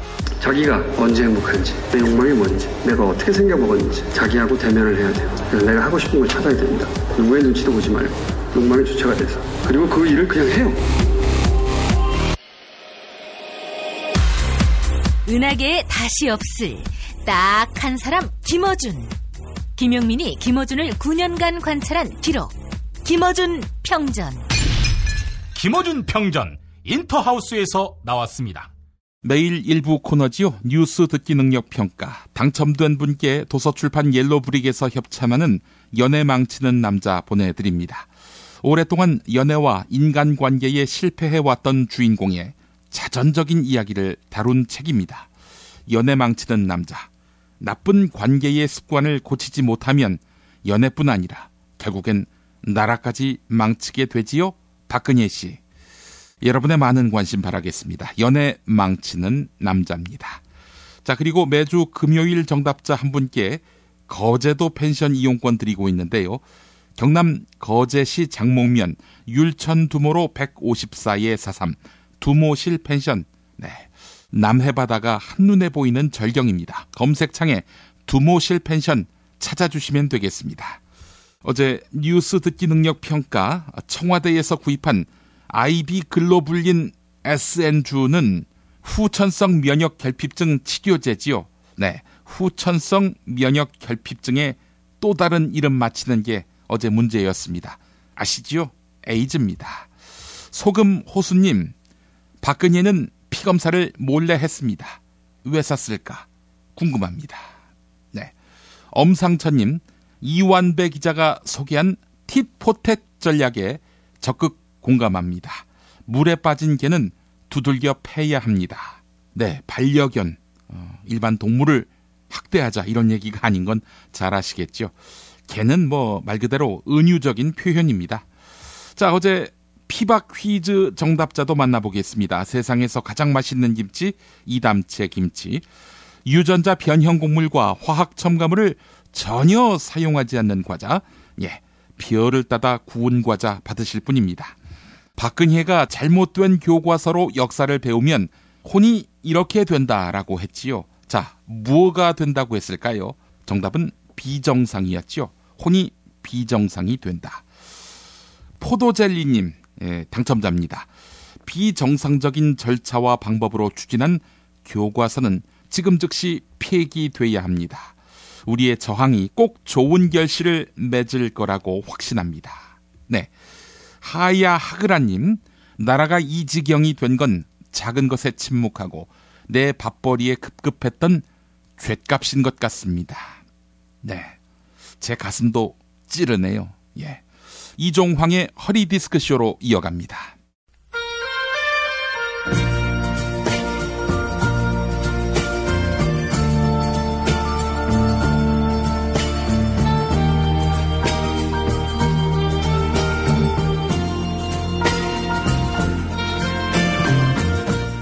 여러분 안녕하십니까? 여러분의 DJ 이종황입니다. 이종황의 허리디스크쇼, 여러분의 신청곡과 사연으로 함께하는 시간입니다. 오늘은 나날이 국민을 하나로 통합하고 계시는 국민정치인 박복근혜님이 또 사연 보내오셨습니다. 요즘 할 일이 별로 없으신가 봐요. 자꾸 사연 보내시는 거 보면 말입니다. 편지 읽어볼까요? 이 선생님 안녕하십니까? 저는 온몸을 희생해서 국론을 하나로 통합하고 있는 박복근혜입니다. 저의 지지율이 나날이 떨어지고 있습니다. 오늘은 4%로 나왔더군요. 이것은 반대로 96%의 국민이 하나로 뭉쳤다는 반증 아니겠습니까? 고산병과 성령의 고통을 참아가며 국민들을 이끄는 저의 모습은 제가 생각해도 예수와 닮은 것 같습니다. 그런데 제가 정말 예수와 닮았다 이렇게 생각이 되는 이유는 제 주변에 가룟 유다와 베드로 같은 배신자들만 들끓고 있기 때문입니다. 다들 저를 탄핵하자 이렇게 몰아세우고 있습니다. 민정수석놈도 법무부 장관놈도 저를 떠나려고 했습니다. 가장 열받는 건 저의 애완견이나 다름없는 친박 돌격대 모 의원도 저의 탄핵에 찬성했다는 것입니다. 이 선생님, 권력이란 이다지도 허망한 것입니까? 이왕 이렇게 된 거 국민을 100% 통합시킬 때까지 최선을 다하려고 합니다. 저는 지금 최순실세도 없습니다. 그런 저에게 국민을 100% 통합시킬 방법 무엇가 있는지 지시해 주시기 바랍니다. 네, 이런 안타까운 사연을 보내오셨습니다. 사실 설문조사 5차 범위를 적용하면 이미 국민 100%가 통합된 거나 마찬가지인데 박복근혜님의 완벽주의는 그 끝을 모르겠습니다. 국민 모두가 좌우 동서 남녀노소 대통합을 이루는 방법. 네, 이렇게 해보면 어떨까요? 지금 한일 군사정보 보호협정도 체결하시고 국정역사교과서도 추진하지만 뭔가 부족한 면이 있습니다. 그렇다면 이번에는 일본 눈에 안 돼 총리 놈한테 혈서를 쓰는 겁니다. 박복근혜님 아버지가 일본 왕에게 혈서를 썼던 것처럼 견마지로, 즉 개와 말처럼 충성을 바치겠다, 이렇게 일본 총리놈한테 맹세하는 겁니다. 그렇게 되면 국민 100%만 뭉치는 것이 아니라 돌아가신 독립유공자, 순국 선열들마저 지하에서 벌떡 일어날 겁니다. 네, 혈서를 쓰려면 피가 나오도록 해야 하는데 피는 최순실세가 없으면 못 뽑는다고요? 얼굴에 칼 대는 건 익숙한데 손에는 아직 칼을 안 대봤다고요? 알겠습니다. 그렇다면 이 방법은 어떨까요? 정치 검찰놈들이 국민들의 촛불을 횃불로 바꿀 수 있는 특효 녹취록을 갖고 있다고 했습니다. 그러니까 간단하게 이 녹취록을 까면 되겠군요. 그러면 우리나라뿐 아니라 해외에 나가 있는 동포들도 전 세계에서 횃불을 높이 들어 올리지 않겠습니까? 네, 우선 박복근혜님이 먼저 들어보고 판단해야 하겠다고요? 그런데 그러려면 검찰청에 가야 하는데 갔다가는 왠지 구속될 것 같다고요? 그래, 이 피의자야. 죄를 저질렀으면 검찰에 가야지. 네가 뭔데 범죄자 주제에 검찰한테 이래라 저래라 하는 거냐? 이 피의자야. 나란 일 맡겨놨더니 드라마나 보고 앉았고, 세월호 참사가 나도 7시간 동안 행방불명되고, 너의 범죄가 낱낱이 밝혀질 거다, 이 피의자야. 네, 하여간 이런 어처구니 없는 사연은 즉각 처리해야 되겠죠?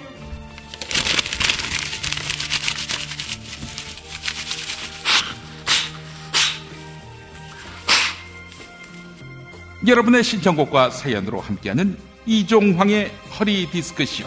네, 검찰에게 못 간다고 전해라. 네, 박복근혜님에게 이 노래 띄워드립니다. 이애란이 부르는 백세 인생.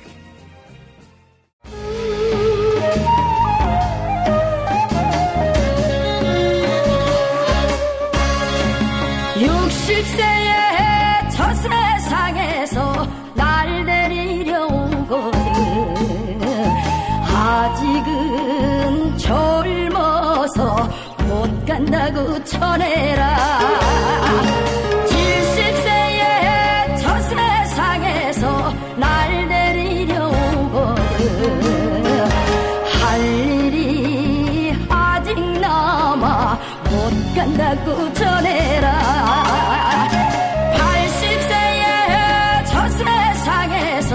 날 데리려 오거든. 아직은 쓸만해서 못 간다고 전해라. 90세에 저 세상에서 날 데리려 오거든.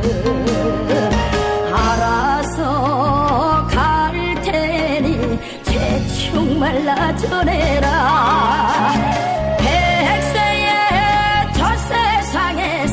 날 데리려 오거든. 좋은 날 좋은 시에 간다고 전해라. 아리라 아리라 아라리요. 아리랑 고개를 또 넘어간다.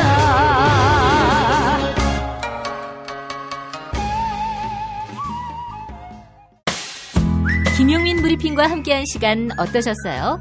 다음 시간에도 보다 바르고 알차며 즐거운 정보로 여러분을 찾아가겠습니다. 팟캐스트 포털 팟빵에서 다운로드하기, 구독하기, 별점 주기, 댓글 달기로 응원해주세요. 잊지 마세요. 다운로드하기, 구독하기, 별점 주기, 댓글 달기.